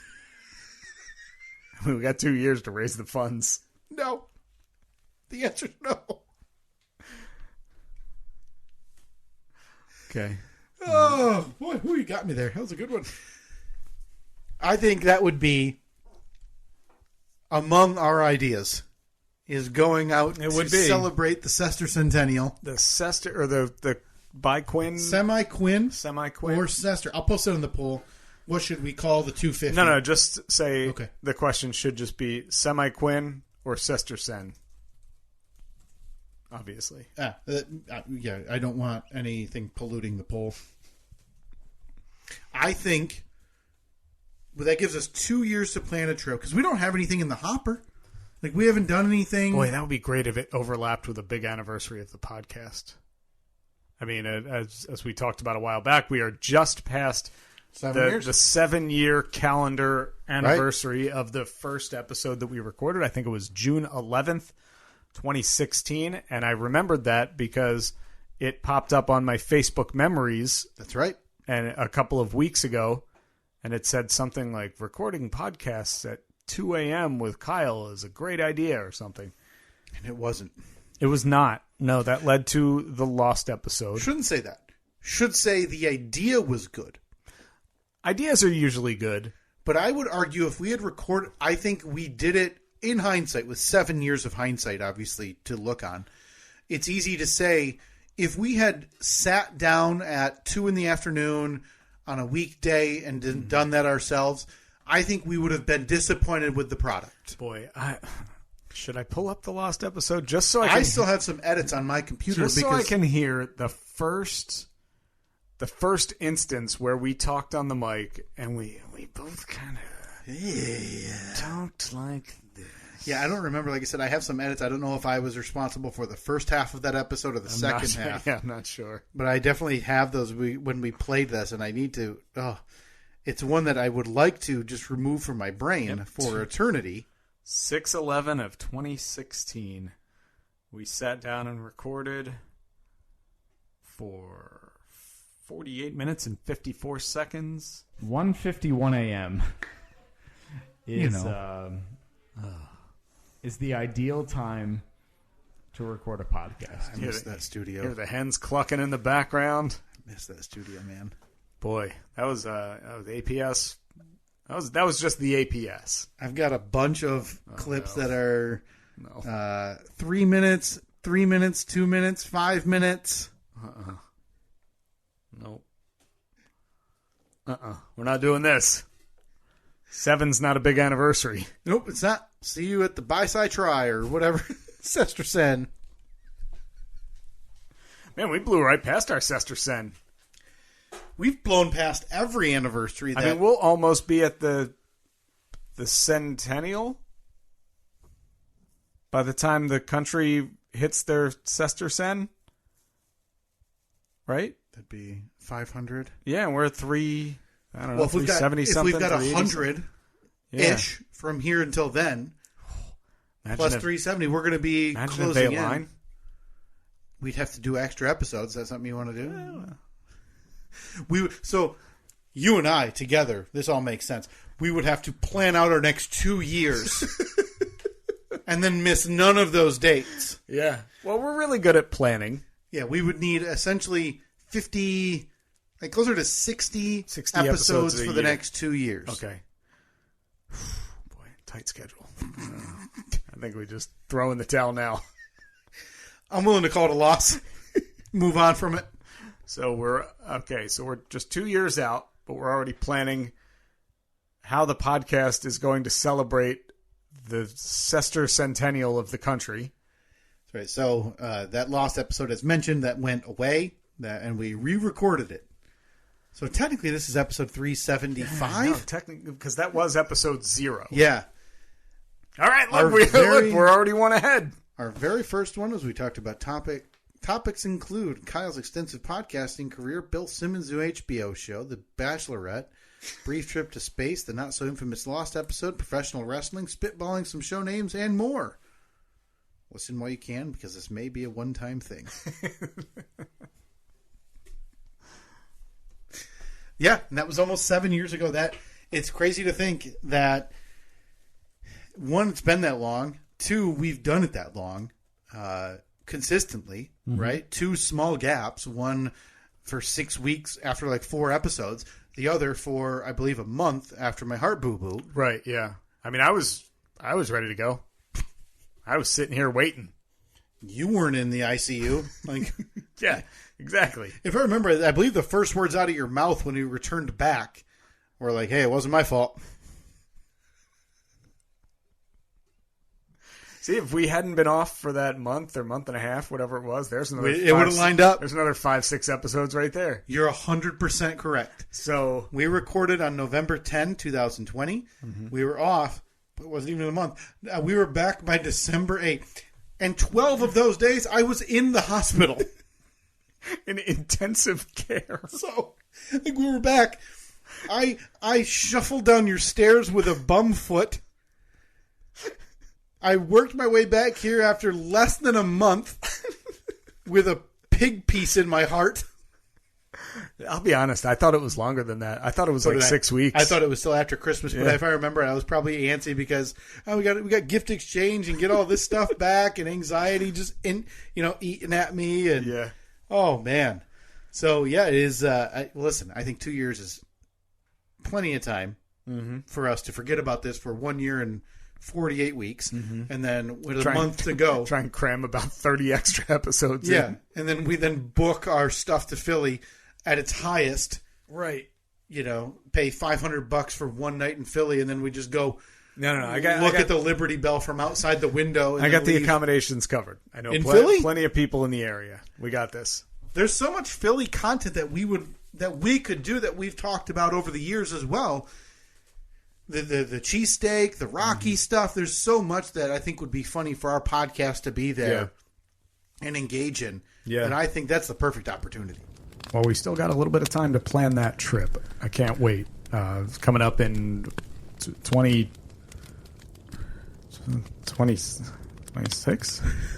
Is that 250?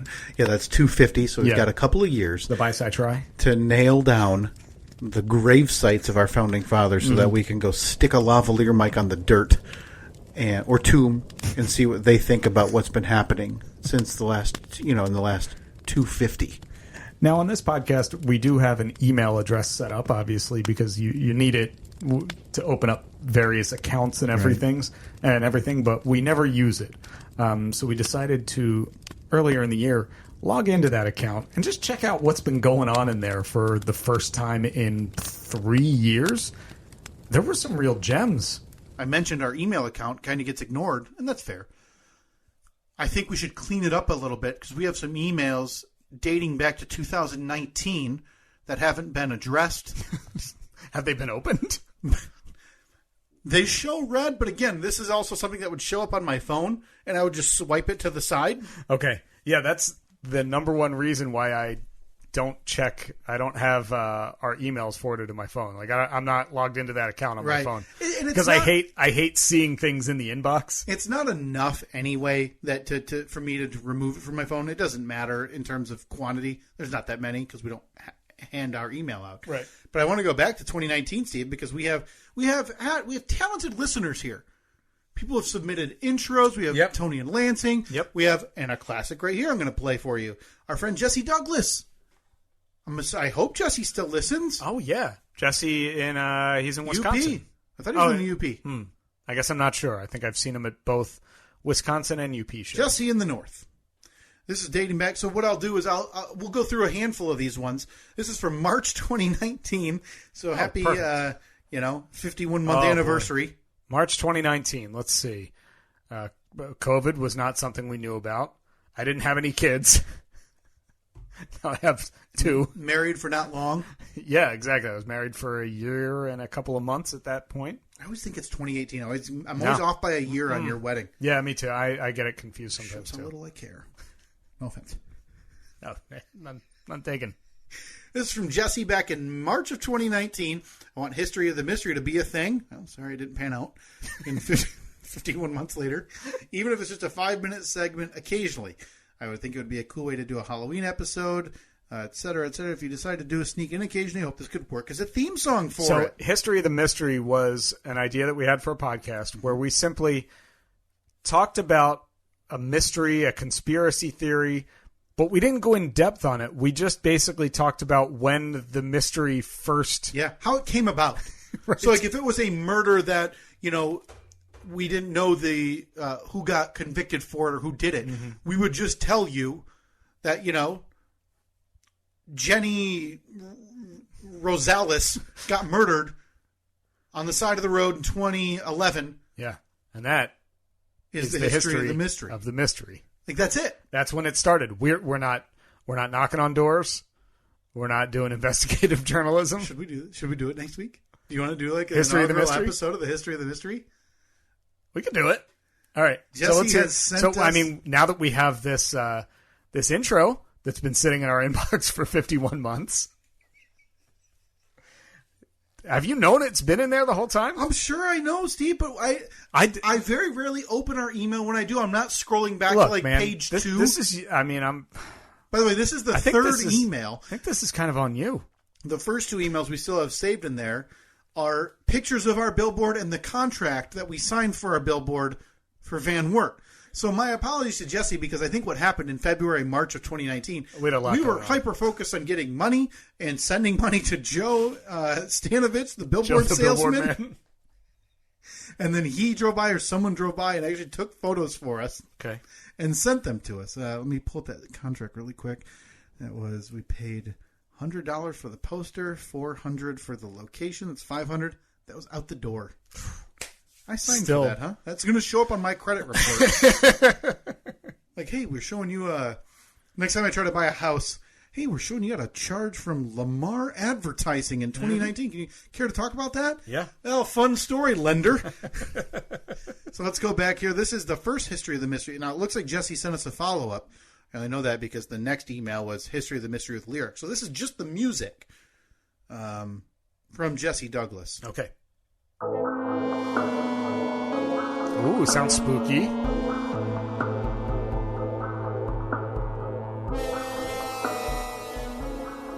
I like it. I'm going to pause it there because that's about a quarter of it. So here's what the only recommendation. I love that feel and vibe. It's very spooky. It needs to stop there. So just fade out however he wants to do it. I need that edited. You know what? Actually, I'll reply to this email. Sounds great. Please edit. From 51 months ago. Hey, can you please cut this down to a quarter of the length? So let's see what, though, because again, the next email, Jesse added some lyrics. Okay. Oh, good. So let's hear what that same tune sounds like with manually added lyrics to it.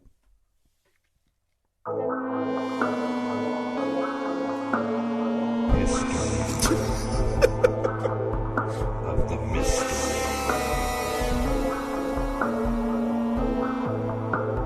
I think right there. I think you got to bring the lyrics up a little bit. They're kind of getting lost in the mix. Okay, hang on a second. Well, I'll start typing this out. Okay. Hey, Toby. Hey, Jesse. This sounds great. I'm not going to address the time. I'm not going to address the 51 months that we've now gone. No. This sounds great. A few notes. Can you bring the audio for the vocals up a touch? Also, can you make it 15 seconds? Thanks for still listening. Hopefully. Thanks for still listening. Parentheses. Okay. But listen, I love this because I don't know if you're like me. P.S. We need it by next week. Yeah. Hopefully. P.S. Need by next week. I don't know if you're like me, Steve. Are you a guy who sees the ding on your iPhone? I don't have an iPhone, but like when you get an email notification, Gotta clear it. you don't want the number there. No, I do not. Right? Because you'll see, that's the first thing I notice when a celebrity or someone will post whatever, a screenshot of a note. Mm-hmm. And then sometimes you'll see 8,500 emails unread or text messages. That's a mutant right there. Text messages are worse, right? Oh, yeah, of course. Because those are like, hey, they sent to you personally. Like, Right. They knew your number. Yeah.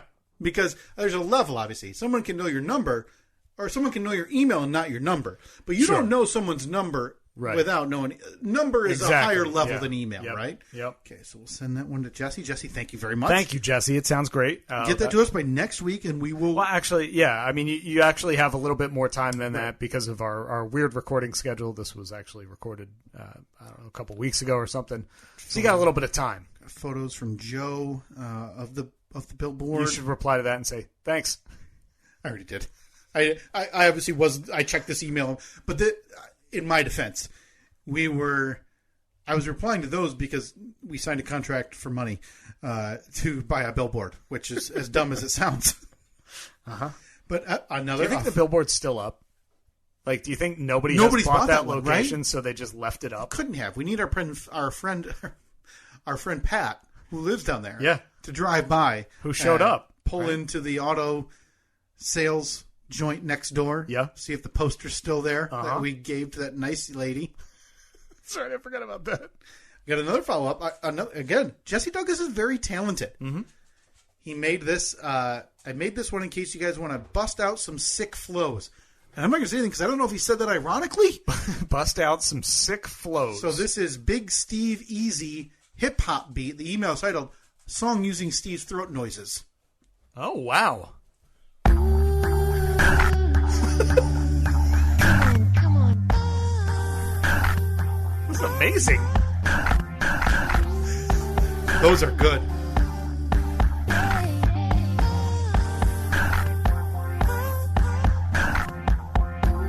Well, that's good. Now, Jesse, if you need the whole catalog, I'll just email him. Yeah. Reply back. Sounds good, man. Jesse, this sounds great. If you need the whole catalog of throat noises, let me know. Thanks for still listening. Hopefully. Steve and Kyle. Okay. Nice. I love this, though. This feels good. This feels like spring cleaning, even though it's in July. Yeah. We're cleaning out the inbox. This is nice. Oh. He sent another one. He was in a super creative mode. I mean, we've talked about that where we get that way every year once.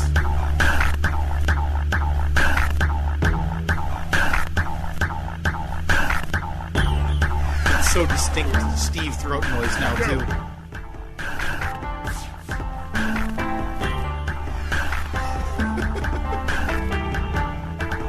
Love it.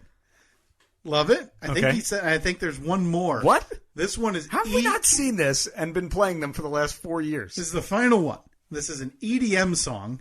Okay. Using Steve's throat noises as the drums.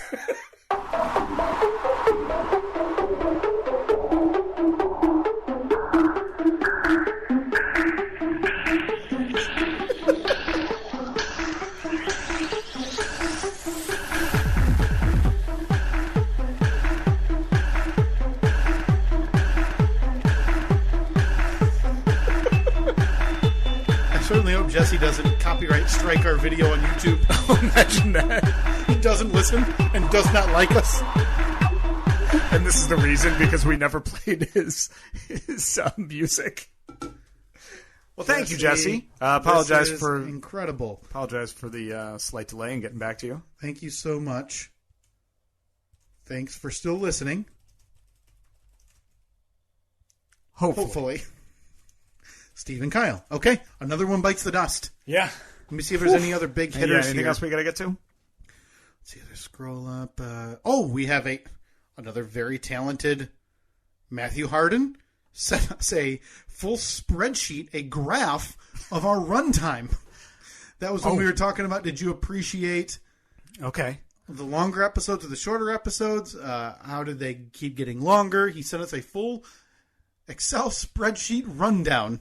Maybe reply and be like, thanks so much for this. What's his name? Matthew? Matthew, yeah. Thanks so much for this, Matthew, but you seem to have missed the last 4 years. Please update. Yeah. Hey, Matthew. You're 51 months behind. Oh, no, I'm sorry. 48 months behind.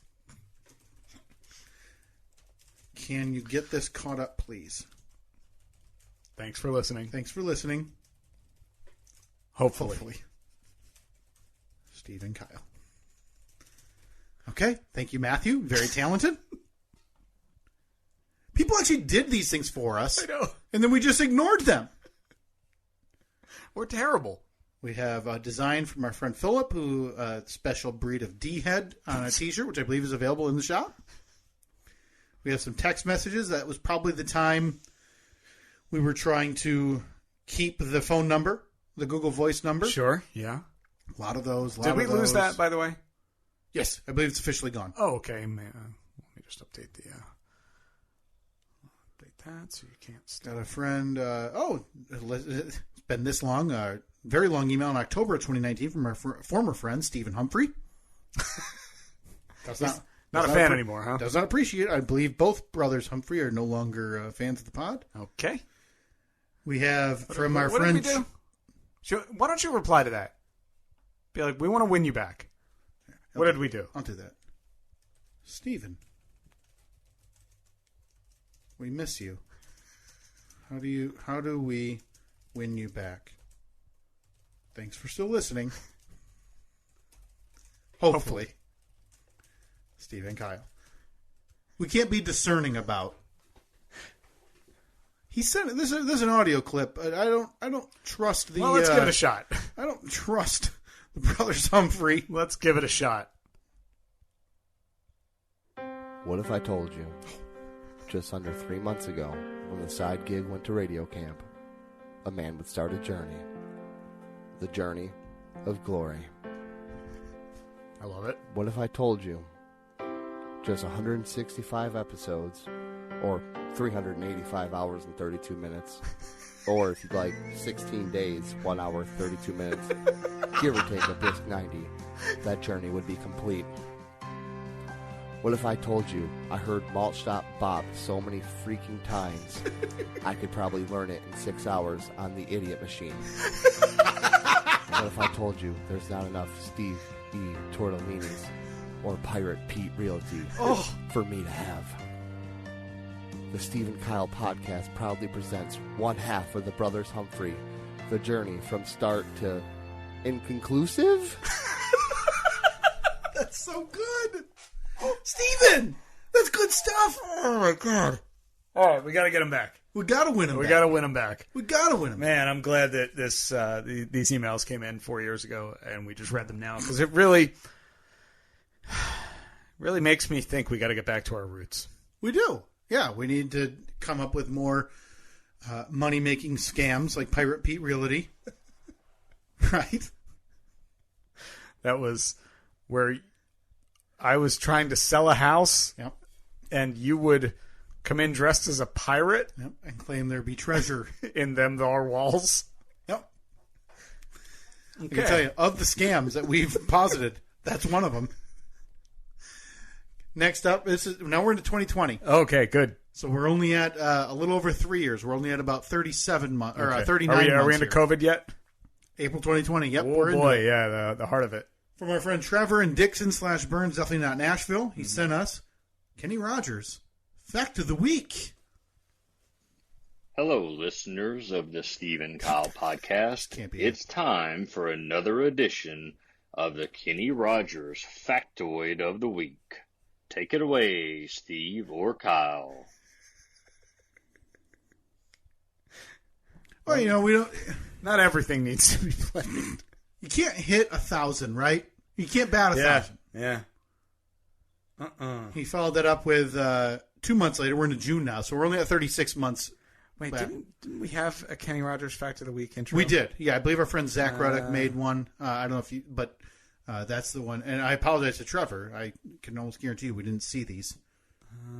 Boy, I don't see it, and I always save everything. It's somewhere. I think I might have it. Yeah. Oh, no, I'm sorry. I made the Fact of the Week. Did you? Yeah, by using every filter the audio software provided. Here is a potential Gripe of the Week intro from our friend Trevor and Dixon / Burns, definitely not Nashville. You're listening to the Steve and Kyle podcast, and it's time for another edition of Kyle's Gripe of the Week. You wouldn't like him when he's angry. Smash, smash, smash. Kyle's Gripe of the Week. Okay, so oh, it's still going on. Trevor, please let us know what we owe you for that emptied can of chicken noodle soup you used to scream into. I hope that music you were playing wasn't copyrighted either. Yeah, I am not getting stricken down for that. Well, boy, this has been a hell of an episode. Boy, I got more, too. Trevor conducted an interview in person at work. Oh, I think I remember this. I think we did play this. Did we play this? About Bridges? Bridges? There's audio from Let's see it. Let's see how long it is here. So, question for you. Are you team covered bridge or team... Before he even finishes this, I don't know how, when he starts that question, if you're sitting in a cubicle wherever at work, and that comes up to you and starts talking to you like that, don't you just immediately smile? Yeah. It's so like homespun, and it's just Tennessee or country enough with the drawl on it. Like, I know that I'm going to enjoy this conversation. Yes, I just no matter what. And I'm not gonna be rude to that person. No, right? Even if they're bothering me during whatever. Not at all. You're gonna give them your utmost attention and help them in whatever the way they need. Yeah, it's beautiful. Okay. So, question for you. Are you team covered bridge or team suspension bridge? Which one do you like the best? I believe he actually had pictures that he showed. Our county's looking at building a new bridge, and so they've using this as some... To be clear, he lied. Right, yeah. This was a guise to do a podcast bit for us that we didn't play until 3 years later. Uh-huh. But he had two pictures, one of a covered bridge and one of a like super modern suspension bridge. Yeah. Different options. So you got a covered bridge that's kind of like an old country road and taking you home, or a fancy one that looks like Natchez Trace. A fancy one, yes. What? You don't want to think of John Denver when you drive across this bridge? No, and that's why. Okay, fair enough. That looks creepy. That bridge is out of one of those things. Oh no, that bridge will never fall down. I mean, this thing was built in like 1832, according to Tennessee state records. No, I think y'all need some up-to-date stuff. Yeah, all right, fine. I still think covered bridges are better. Good man, Trevor. Good man. Thank you to that lady for taking the correct side of this. All right. We have to make Trevor our official Tennessee correspondent. No question. No matter what we are debating, Trevor needs to be our man on the street or man in the office. Our Mito. Sorry, I'm just sending Trevor an email saying, Trevor, this is remarkable. Thank you so much for sharing. Thanks for still listening. Hopefully. Well, see, P.S. Will you be our Mito? Will you be our Mito? M-I-T-O. All caps, obviously. And then parentheses. Man in the office. Man in the office. For whenever we have a debate that needs to be solved. Thanks in advance. Okay. Listen, I'm proud of what we've done today in terms of being able to clean out the inbox. Little spring bit. Cleaning. We probably need to bring that back on a yearly basis just to make sure we can get caught up to sometime this decade in terms of our email. Plus, it seems like occasionally there's some good content there. Yeah, I love the idea of having Trevor on as our Mito, our man in the office. The next time we have a gigantic earth-shaking brawl, like covered bridges and suspension bridges, we'll have to get the Mito back on. So in this segment here, it's going to be the final one of the first half, first episode 1 of 2 of the year in review. You came to me because you needed some advice. You needed to know if you handled a situation properly, and you were kind of asking me to help plan out the crafting the perfect response for someone. Our vacation was a brief camping trip, 3 nights in northern Michigan. Oh, that sounds fantastic after what I went Awful, through. I'll never go again. Kidding. Totally kidding. You have a good time? Yeah, it was fine. It was fine. And big cabin? Yeah, cabin. You don't do tent camping. Not interested in the tent camping life. Okay. Would prefer a bed. Went great. I being able to watch Reed with his older cousins and essentially be with them as much as possible. There's no better feeling as a parent than watching. I was so your happy kid. For him because he loves those boys so much. Probably idolizes them and would follow them anywhere. Yeah, because of the ages, he is probably he'll do absolutely anything to play with them. Yeah, trip overall fantastic. Took a half-day trip to Mackinac Island, which is for anybody who hasn't been. If you're in Michigan or northern Michigan, it's worth the trip for a day or half a day to go visit. We got some fudge. So my question to you is, while we were there, over the years, Reed is much like me and Katie, animal lover. Will want to pet, do anything to every animal that he runs into. They got a lot of horses there on the island. All horses. Right? We have told Reed when he started, processing things with his little kid brain, hey, probably real stupid still though. Oh my God, it's incredible. If you want to pet someone's animal when they see them walking by, whatever, you have to ask. Don't walk up to an animal and just pet or reach your hand out. Some animals don't like that. Don't do that. You have to ask. To his credit, every animal he sees, he asks first. Okay, so he's asking everyone. Yeah, and so we're on Mackinac Island, and this may be either normal, but I know I have a picture of Reed being able to do this last year, I think, petting a horse. So he's walking up to, and there's no joke, probably no less than 1,000 horses on that island. Yeah. And most of them are carriages or luggage carriers, but a lot of them they just sit on the side of the road. Reed would walk up, ask the person, whatever, what do you call them? Leading the horses, I guess, with the reins. The horseback rider. Can I pet your horses? The jockey. And this year, for whatever reason, every one of them had a different excuse. So I think there may have been a directive. No more interaction. One, while they bite. One, they're a little riled up. One, they're getting ready to go. It was just always stuff. So to the point where he said, hey, I don't think we're going to be able to do it this time, instead of having him ask and get bummed out every time. But since I'd been there, dogs have essentially infiltrated that. People bring their dogs, and you know this. Everybody knows this. People bring their dogs everywhere now. Yeah. Okay? And I'm okay with dogs. I still don't love that trend. I don't love it. Yeah, I think you have to have a very, very particular kind of dog. So I want to ask you something, because Reed pet a bunch of dogs in Mackinac Island. Totally fine. Love it. He sees dogs and he's, oh, look at the puppy and whatever. He sees one dog. I'm inside a shop or something, and Katie and Reed are on the sidewalk. Right. He spending no doubt $87 on a rock. Yeah. And Katie and Reed are out. There's a woman, I think 2 women, and a small dog. One woman is, I think, in a wheelchair, Katie had said. Reed walks up and says, can I pet your dog? And lady said, no, he's a nipper, or he bites. So Reed's okay. And that's why he's wearing a vest that says, don't pet. Wow. To a 4-year-old. Aggressive. To the point where Katie didn't do anything. She didn't take no S. She said, well, he's 4 and he can't read. Right? Yeah, I think... So I hear about this after the fact. Yeah.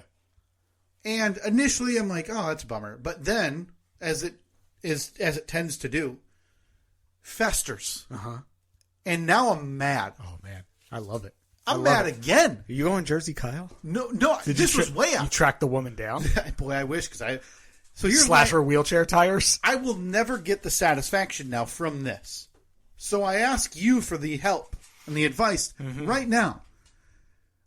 I was trying to craft the best comeback that I could never deliver again.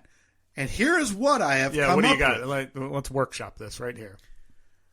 The one I have off the top of my head is, she says that to, again, a 4-year-old on a tourist island where you brought your dog. I say, well, he's 4 and can't read. You're an asshole. What's your excuse?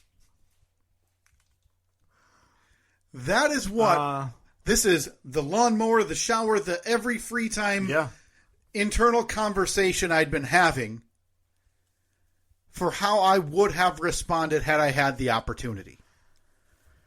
Do you have anything that you could contribute or that you would change out of that machination of words that I just threw out there that I would have, again, I'll never get the joy of delivering? Do you remember, going off topic for a second here, do you remember there was that famous painting that, for whatever reason, somebody who claimed to be an artist thought that they could do a little restoration and touch up of it? I don't know, it was like a Picasso or something. You don't mess with a Picasso. Sure. No, you don't. You just, if it gets old and deteriorates, it's you a slap shame. it in a frame if you can. It's a shame. In a case. But certain things, i.e. the perfect response, who am I? Oh. Who am I to pull out my brush and say, no, you need a little more shading here. You need a tree in the background over there. No, I think the way that you wanted to handle that, even after the fact, chef's kiss. It even saying it right now perturbs me a little bit that I'll never get to unleash that on this woman. Yeah. Do you think... Because now we could track her down? So you just want to search a wheelchair lady from Mackinac Island? You know what? Yeah, I do. And I'm going to email her that insult. And then block the sender. Yeah. So I get the last word no matter what, because obviously that's the main point in any argument. Exactly. Or any debate. Speak last. Is you get the last word. Thank you. Listen, I came to you, not hat in hand per se, but always looking for advice or addition. I'm happy to help, especially when it comes to anything rage related. Of course. I appreciate it. Absolutely happy to help. I appreciate it. I wish I was happier about it. I really do. Like me not getting to say that to somebody now. Yeah. Well, maybe down the road, whatever, some form of that. Oh man, I feel bad for the next person that mildly bumps into you at the grocery store, or maybe cuts you off or doesn't use a turn signal, and you're just gonna go insane on it. Because now it's pent up, right? Right. It was the wheelchair lady from Mackinac Island with the dog didn't get it, so someone's getting it. Yeah, and I'm sorry to whoever that may be gets the residuals. Because you're getting a little of A, but you're also getting that backflow because the pipe's been backed up now. That one still sticks in my craw because I still wish I had actually said that to the woman. But one, I wasn't there, and two, I probably would have turtled a little bit in that moment. I don't think the anger hits until you're after the fact and you're like, I can't believe that actually happened. Yeah, and you're somebody who curbs your anger very well. Yeah, I'm dealing with it very well. That I'm not thinking about it 7 months later or 6 months later. Not right back Definitely in that right moment. now. I wouldn't want to see that woman right now. No. Because I definitely would not feel unbridled anger. Well, there you go. That's the first half. That's episode 1 of 2 for the 2023 year in review. Fun, very fun first half of the year. That brought us up to about somewhere in July, I think. There's just too much good that happened this year, so we'll have to wrap this up. Stay tuned. Coming up later this week, episode 2 of the year in review. Thanks for another fantastic first half of this year. Yeah, we'll see where it goes from here.